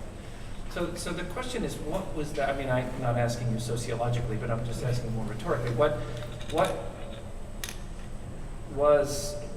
are the interests? What are the concerns? What are the stakes of a conversation like that? And how can these be sort of framed in, shall we say, in a cosmopolitan manner, in a non-patronizing, reductive manner, such that one can imagine that one's responsibility is, as it were, to that cab driver, but not just at the level of accommodating some a priori utility, right? Of addressing the symbolic concerns that were probably at play, even if it means rejecting them, right? Somehow contesting those concerns. Does that make sense? I think the problem of the taxi driver example is that it's individual. All right, but let's extrapolate. It's an individuated. Yes, no, I think it's not. I think that's the key, is that nothing changes because all voices are individuated and broken apart. And the community board apparently does not suffice for some kind of collective voice. Yeah. And that could be the fault of the community boards. It could be the fault of the fact that community boards have no power. It could be the fault of the city for not awarding them that power. But there is no collective voice. So when just 50 architects are sitting together, that's one thing. When 50 architects sit together with 50 non-architects, then we may be talking about some kind of collective decision-making or thoughtful body. But the community boards can't, because they're essentially also powerless, like your taxi driver. And individually speaking, yeah, I mean, that's revealing. And that's kind of the story of New York. What, in 1940s movies, you see taxi drivers having opinions. But I think that's the problem, actually. They're individual subjects, they're not collective subjects. Is your question whether architects have a responsibility to explain architecture to the public? No. Why not? Yes. Yeah, why not? Why not? No. That wasn't what I was asking. We could discuss that. I'll clarify. No, my question, just to use shorthand, that in a sense, all of these buildings, in one way or another, implicitly, probably not so, let's say, even self-consciously, but are responding to an imperative, and there are many imperatives, but among those imperatives is to represent something. It's the other side of the coin of Bernard's, in a sense, equation, that at some level, to these constituencies to which we're alluding, using the figure of the taxi driver, architecture represents. It operates symbolically. It's meaningful. The one and only thing you could argue that all of these projects share at the level of the categorical imperative, let's say, is to mean something. Okay, right? so then my question is, so are you saying that those buildings speak? Well, I mean, they explain themselves to the public? Of course not. Of course they don't. I mean, well, you should ask the authors about that. No, they don't. They don't. Yeah. People project whatever they want onto to those buildings. But the point is, architecture is not only what it looks like, it can function in a lot of different ways. And simply the way you organize a building, the way you create public spaces, since we're using the word public, is very, very different if I use a narrow corridor or if I use a wide central space. It's a very different way to do architecture, and sometimes you have to help people to understand that, and the general public will understand very quickly, and we have to play that educational role. Now, I think that's, so the issue is not, I would, in terms of what you say it represents, yes it does, but it represents very different things to different people. And you cannot talk, yourself, there's no single meaning that can be arrived at. So let's leave that part aside. I'm going back to how you use it, what you do with it. And that's very far, of course, from money, because everything costs money. And that's, I have to admit that I've been quite exciting at what I've been hearing tonight, because the everyday experience of an architect in this city, to hear that someone has spent 117, public meetings in 5 years, when he could have been, or she could have been, actually at the drawing board and doing a remarkable thing, you wonder whether somehow something is, misconstructed. Reinhold, But by the way, I think, again, what came around is also the fantastic amount of optimism that I hear from this crowd, which I think is, the very positive part of this evening. but the question about the cab driver, I just think it's kind of simple, is that the dialogue with the public has made the public, given them a language to discuss. And I just use an anecdote. Laurie, remember when Marc Robbins invited us for the Mayor's Institute? That was the first time I did it. Did a couple of times after that, and where you show up and there are 5 mayors and 5 architects, designers, and you definitely, day one, know who are the architects and who are the mayors. And you realize that whole education process, by the end, you've given the mayors who are leaders, and I think around the good, country. yeah, around the country, you've given them a language in which to be conversant in these issues. Eyes that do not see, you've opened them up to that, and they are able to say, oh, they've noticed things that they haven't. And so I think it is really simple. And then the role of how do you engage the public and get people to be actually, and I think architecture that, in a way, has an identity makes people, where there is a conversation to be had, curious. And they look, and there's something that they feel like there's something more going on. It's not just that it looks like that, but what's the blue building? Why does that look different than most, housing? Why does it, and it does create new pieces to explore and think about. I have a really good anecdote that ties into that, and maybe it's depressing, but we were out taking pictures of the buildings in East New York with a photographer who had a big field camera, and we're on the corner, and these things stick out a little bit, and a police car pulls up in front of us, and this is in East New York, and asks us what we're doing, and we say we're taking pictures of these buildings that we designed, and he asked us what they were, and we explained that they were houses, and he asked us why they looked that way, and we gave, it was a little tough to be asked by a cop why you designed a building to look a certain way, but we gave a quick answer about identity and that we hoped it would help the neighborhood, and he just looked at us, nodded, and said, good luck with that. Drove away. And look, you have to admit that the public, the last few years, is a lot more aware about the meaning and the importance of architecture, and I think this is also the reason why we've seen in the past 10 years, permanence of more interesting projects in the city, in New York. Like, public is more aware, and developers are also more aware that the public is more aware, and that's why we have buildings like the Frank Gehry, because he knows that. Okay, maybe this ties into.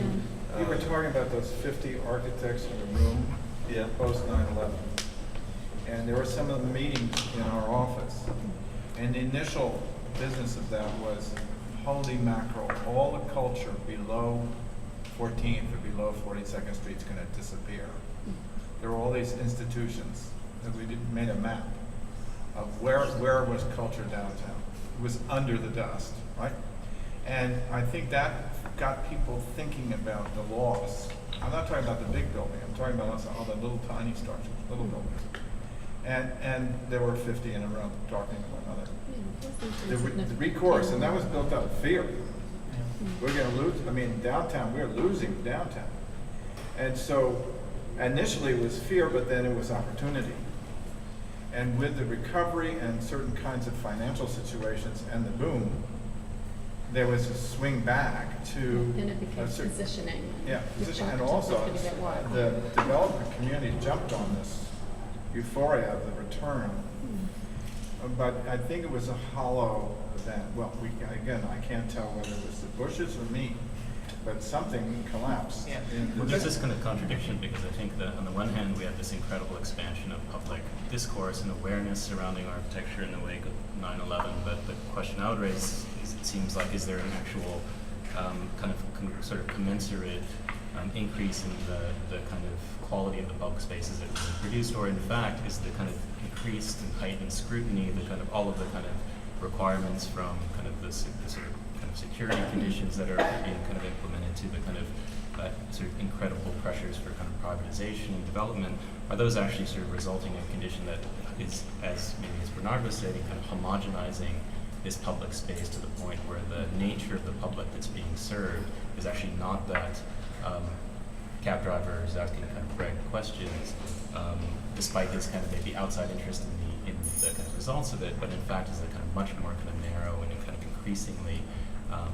let's say, kind of confined, compartmentalized notion of publicness in that sense. So I think there's kind of interesting kind of tension, I think, between the kind of possibilities of the expansion of this as a kind of discourse, but one wonders whether, what is the level of that kind of conversation that's taking place? I mean, is it being reduced to, do I like the vertical building better than the horizontal one, or is it actually sort of looking more closely at the kind of fundamental conditions of the space like downtown, and the kinds of pressures I think that are being exerted, I think start to kind of raise questions, I think, about even how one defines, on the one hand, the kind of public that's engaged in the discourse versus the public that can actually engage in the physical space.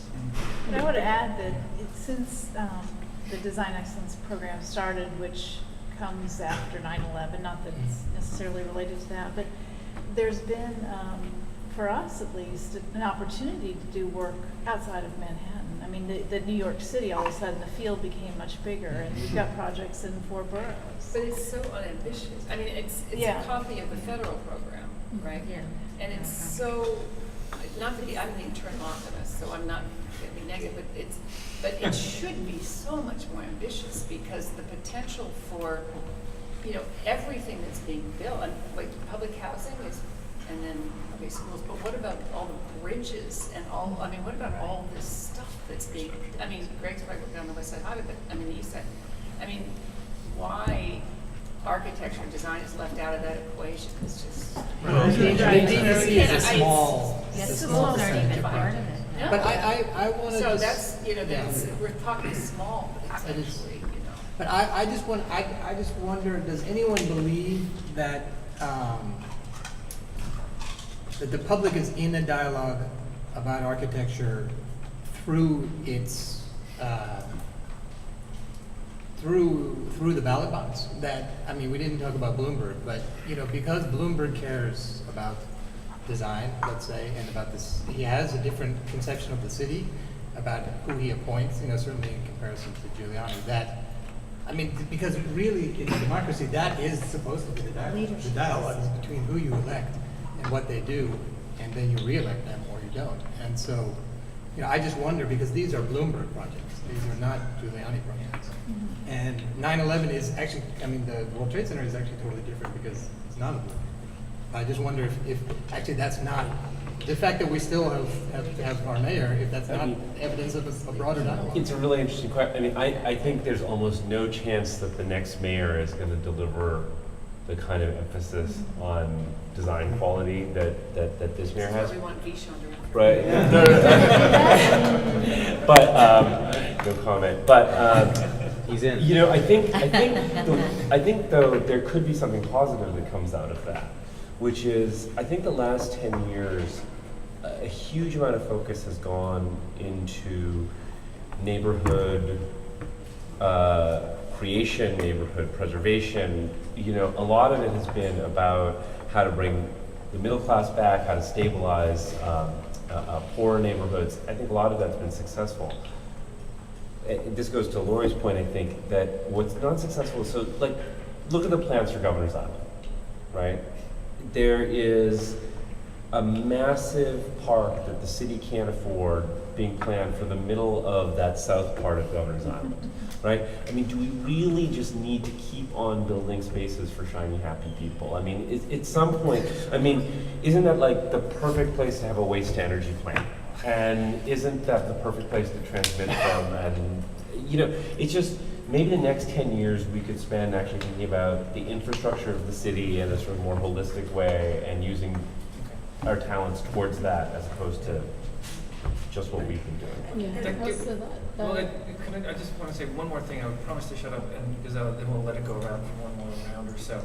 But it does give me an opportunity to interject this one more provocation. What I'm trying to get at with the cab driver, you know, let's leave him or her behind for the time being and just extrapolate, is that there seems to be underlying this conversation and the context, you know, to which it refers, a tension between different forms of what we could call public interest, whatever that may be.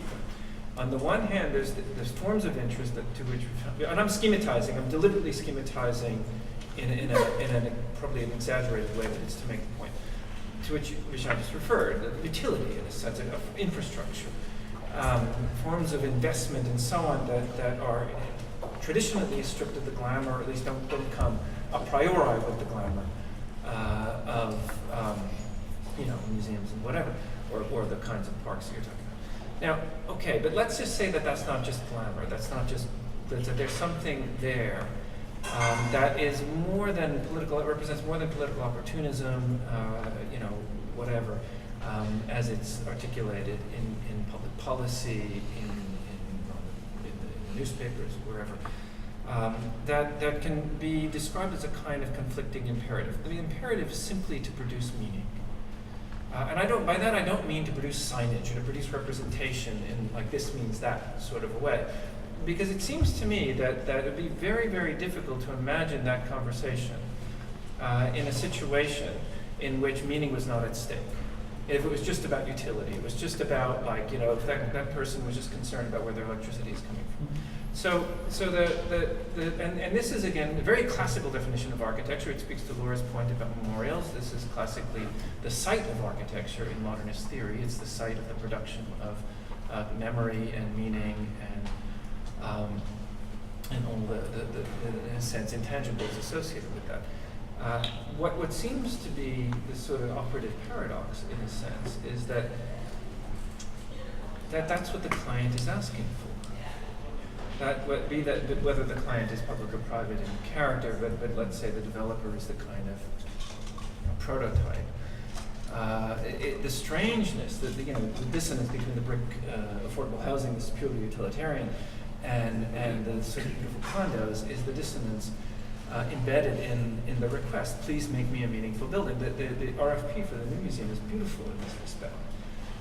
You guys responded to that request very eloquently, but it was built into the request. Make me an innovative building. The first line of the RFP. So don't make me a useful building. So you see what I'm driving at. What does it mean to be asked publicly to produce meaning? For that to be part of the implicit brief, part of the bottom line, as it were. Not just a surplus. Well, maybe I speak a little bit about the new museum. Yeah. Because the second line of the brief was maximize the zoning envelope.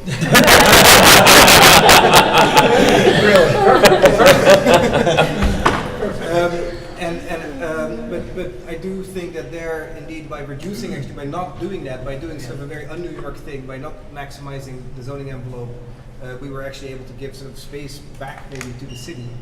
and being able to open up the building. I will also say that when we came, so I can't speak like Andrew about the condition before 9/11, but when we came here, I was 8 years at Sana, and we did mostly public work in a way. The only work we could do quickly was the work in the US because the public process was in a way broken, rather than European projects where stuff can stall forever. But also, everybody knows probably Andreas Schwann, who we met at the first day that we won the competition. He said, there's 3 steps here in this process. One is the legal process, one is the design process, and one is the press process. And of those 3, the last one is the most important, and I'm in charge of that. And so she said, it doesn't matter what you design, I'll make sure that people will respond to it positively. After the building opened, we were done with the building on a Tuesday, and everyone said, great building. On Friday, Nikolai wrote something about it, and after that, everybody said, great review. So I think still the importance lies sort of, or we did not speak at all about who is helping us communicate to the public, and if actually say, and I wouldn't call it spin, but the idea, I do think that we are maybe engaging the public in a certain way. I don't know where we are addressing them with the same intelligence that we hope to have this discussion. But let me just reduce your statement for a minute to a kind of stereotype. That the, because you, I think, put it very well, that the primary function, your primary function, or at least the first step, or the most important step, was to get Nikolai to say up or down, yes or no. So Nikolai's function is not to say this is useful. Primarily, the cipher, that is Nikolai. In other words, the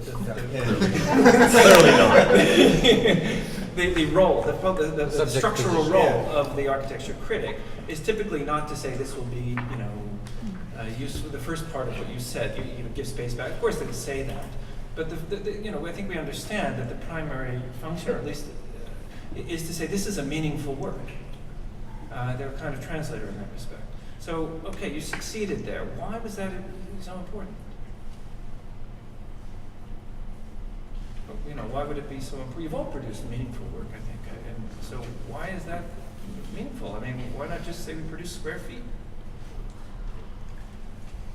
Well, I've been wanting to shift the conversation for a while now, so I don't know. You can bring it back if you want, but I just thought for a minute to talk about New Orleans, because that was a moment also where a lot of people were really trying to communicate, and in this case it was about urban design, to a very uninformed public, and there were all kinds of things that happened to really try and facilitate that. Now, of course, it was a huge failure in many ways, but in many ways that we really should teach ourselves about, so that we can, it's not about meaning, but it is about the fact that it seems to me that these kinds of important questions only happen after a crisis, right? And it's going to happen again. It probably will happen again in New York, and it almost did with this storm, right? And I'm just amazed that it was on television and the news, that Ground Zero might have been flooded. And it was a real fear, that the waterfalls would be flooded. And I must say, I did kind of laugh at it, and nobody else was laughing with me. But it was, I think it's these kinds of things we need to learn from, and especially in terms of communicating about architecture to a broader public. There's lots of things we have to teach them along the way, and it doesn't happen. And so a lot of time in public settings, you find that the public don't understand what the architects are trying to communicate, and I think that's a very real problem. But I would say that in conversation with the DDC, there's a lot of pleasure where at some point it's supposed to be, the city has declared the design excellence is important, and they will support it, even if the choice is, because there's a vision, there are guidelines. I mean, I was really interested in the article in the Times on the Emerald, where they're starting to mix, I know I have to hear your story about Hunts Point, but where the city is starting to implement guidelines to mix low income and moderate income, within a building. And it's true, it may be struggling, but the city is taking, a step to establish guidelines that this is not going to be public housing that's separate. It's going to be integrated because it seems to me that, I don't know, I'm not really answering your question, but that it can come from the top as a vision, right? And that there's no dollar amount to that vision. And then everybody contributes to that vision and then makes it work, of course, with dollar amounts. But it seems to me that there can be a vision. But I'd like to respond to this issue of what's a meaningful building, a meaningful project. Mm-hmm. And I think it's a big mix of a lot of situations. There's the money one. There's personalities involved. There's the people that are behind it, right? The client. There's also the architect. And in our case, we really thought about housing typology and the role in this place called Hell's Kitchen. And we were replacing tenements. And so we actually looked to other housing experiments all over the world to see if we could find a better tenement. Because we thought, okay, some very basic ideas. And I think that's what at least was meaningful for us. And the developer, he was business, as I said, he was somewhere else. So we are able to put together this very strange building type on West 53rd Street. And people walk by it, builds on, it's like James Jacobs, it reaches the street, has townhouses and all this stuff in it. But it's meaningful because we were thinking about it in its bigger context. Right. But Reinhold, just to your point about the article, I'd be curious in reversing the question, because the first thing that popped into my mind was, it'd be interesting to think about your point earlier about why are, for instance, public housing, affordable housing, these infrastructural problems are not given the same valuation relative to architects as producers of meaning. Well, I'd be curious to think about why, of course, Nikolai or any other sort of Times critic in recent memory hasn't in fact addressed many of these issues in a kind of direct way. So there is this kind of reversal, right? Yeah. Exactly. Which is why these are not sort of part of the kind of public discourse about architecture. In fact, they're conceived as not being part of architecture proper, and simultaneously, in fact, the investment therefore is not there that would make it possible. So for those of us, for instance, in this tiny project that in Glenmore Gardens, you're essentially attempting to kind of maneuver in the most kind of tactical way possible to kind of squeeze small amounts of architectural promise out of very limited resources. So that would be, for me, the flip side of that question that needs to be answered in order to kind of address it properly. I just think that rather than this notion of being meaningful to an architecture critic and that formal process, which I know isn't what you were advocating, but I'm just saying that I think that's actually part of the problem, right? And that that's what the students are here in the audience. Right, that the more meaningful it is actually to the city, and that's going to be measured in large ways and small ways, the more it will compel public policy, which will in turn empower, the profession to actually be meaningful at a broader level. I think it's a loop. Sure. And I think that's actually been the issue, is to whom we are trying to be meaningful. Okay, we're coming down to we're rolling down the ramp here, so let's go around one more round. There's more. I was just thinking about what Bernard said, the use of the building, and I think there's two things. We're also talking about democratic processes and all the cities that we long for, in New York City at least. Maybe some of us long for Hong Kong, but Paris and Rome, they have these very dictatorial plans, right? Haussmann blew out whatever he wanted to do, but created these public spaces in a very non-democratic way. But then there's all these infill buildings, which, to agree with Bernard, have their materiality is transcended by their use, not by their glory or these one-offs that are beautiful. Or they're kind of nondescript infill blocks, but they're all great buildings. So it's the way the city uses them, rather than what they are exactly. So I agree with Bernard in that sense. But I think the they have to transcend themselves. And I think we're kind of stuck in this this iconic phase where the Nikolais are writing about. He's gone. Send off. He's selling June. But, you Are know, writing about those one-off buildings. But I think, you know, looking and thinking about what we make and, you know, as we each have a role and a place in our own voice, the sort of network of what makes the city up is very rich. And, you know, I think, unfortunately, you know, the focus on, you know, if you think about chess pieces on, you know, it's a game board, you know, there are moments for punctuation and there's moments for incredible infrastructure. And so the sort of value that we find in the everyday, which is schools and libraries, and, you know, if you think about the Carnegie Library system, you know, that embedded itself within the fabric of the street wall, which are incredibly spatially elaborate, you know, and that's all over the country.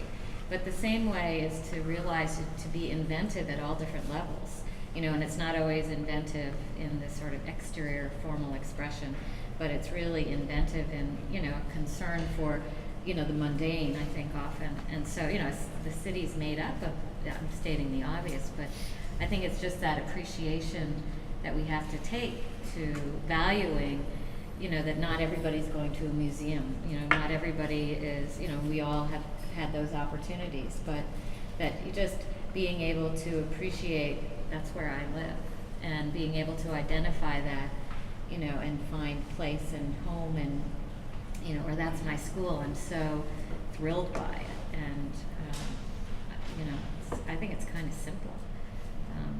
I would say one thing that I think we've found that, especially in these public projects, that architects aren't always brought in early enough in our process to be as effective as we could be. So the idea that a lot of these projects have some preliminary planning, and then you come in and then you have to try to work through that. That I think that if there's one thing we could all do, which is make it clear that coming in those pre-planning processes and getting those public projects to go through that phase is a really important way to get the best work out of the project. That sometimes the thinking through the right site of the right program, the kind of engagement and the, you know, what process would move this project in a better direction, perhaps. I think there's place still for us to make even better architecture in those public projects.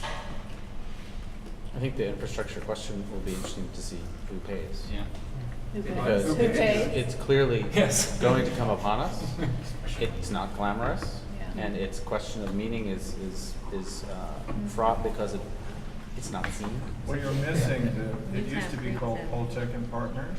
Yes, yeah. The biggest sewage treatment plant. We're aware. But, you know, that was a community One process is where aware. there's sort of a positive, because you're not putting that in my neighborhood. Yes. And so with that, you know, the art commission now, the design, everybody changes their name. The design commission, any case, you know, really got engaged to create something that's truly spectacular. You know, it makes everybody smile. You know, you can do that, you know, like with the New York Times plant, and, you know, those kind of things where color and kind of simple, strong, you know, but thinking about how to reinvent it. You know, there's lots of these things that are anonymous, and so. I think it's one of the things we need to declare glamorous. Yeah. You know, I mean, it certainly It's has always meaning. fun. It works out. Infrastructure has meaning. You can't. Well, was the you Brooklyn can't Bridge have a art public or without it. engineering? Both. Yeah. And, you know, and it just, it's funny that the starting point for this discussion was 2001. You know, you could roll back and think about other times when there was ferocious innovation and design in the city. It doesn't really have, you know, we're not Chicago, it's New York. And so we have this other side, which is the economic driver, which we deal with. But every once in a while, there's a kind of flowering operations in the building, and that's what we see in the room here. The question is, how did that come about? You know, is this a litmus of a situation? Are we going to find ourselves in a slow of despair? What's next, right? Do you remember the phrase, the kind of incantation, "We are all New Yorkers"? You know, I think in the spirit of Vishaan's point about enlarging the Hudson, maybe sometimes it's better to say no. Today, in 1609, Henry Hudson started his journey up. Yeah, there we go. For better or September worse. 12th. You want to September 12th. you go to the Times website. Yeah. There's a photo archive from the weekend. Yeah. And there are all these pictures from Ground Zero. And then there are suddenly these pictures from the rest of the country. Yeah, I saw. And the difference in the content and tone of those pictures couldn't be more startling. This was two fundamentally different events for the city versus the country. Back in the old divide. Okay. Yes, sir. All right. Yeah, right down. New York City, land of the free, home of the brave. And nobody said a word about September 11th. I thought we would land and the pilot would say something. He didn't say a word. And then the cab driver, talking about cab driver, he said to me, you know, you flew on September 11th. He said, what was it like? And I said, well, nobody said anything. Such a positive answer, such a, honest answer. Yeah. All right, I think it's time to adjourn, but only to invite you all, everybody, to have another drink and continue the conversation in other forms, and to warn you that in one form or the other, this will reappear online, probably possibly, perhaps with the opportunity to comment further. So thank you again so much for all the work that you've done and for coming here to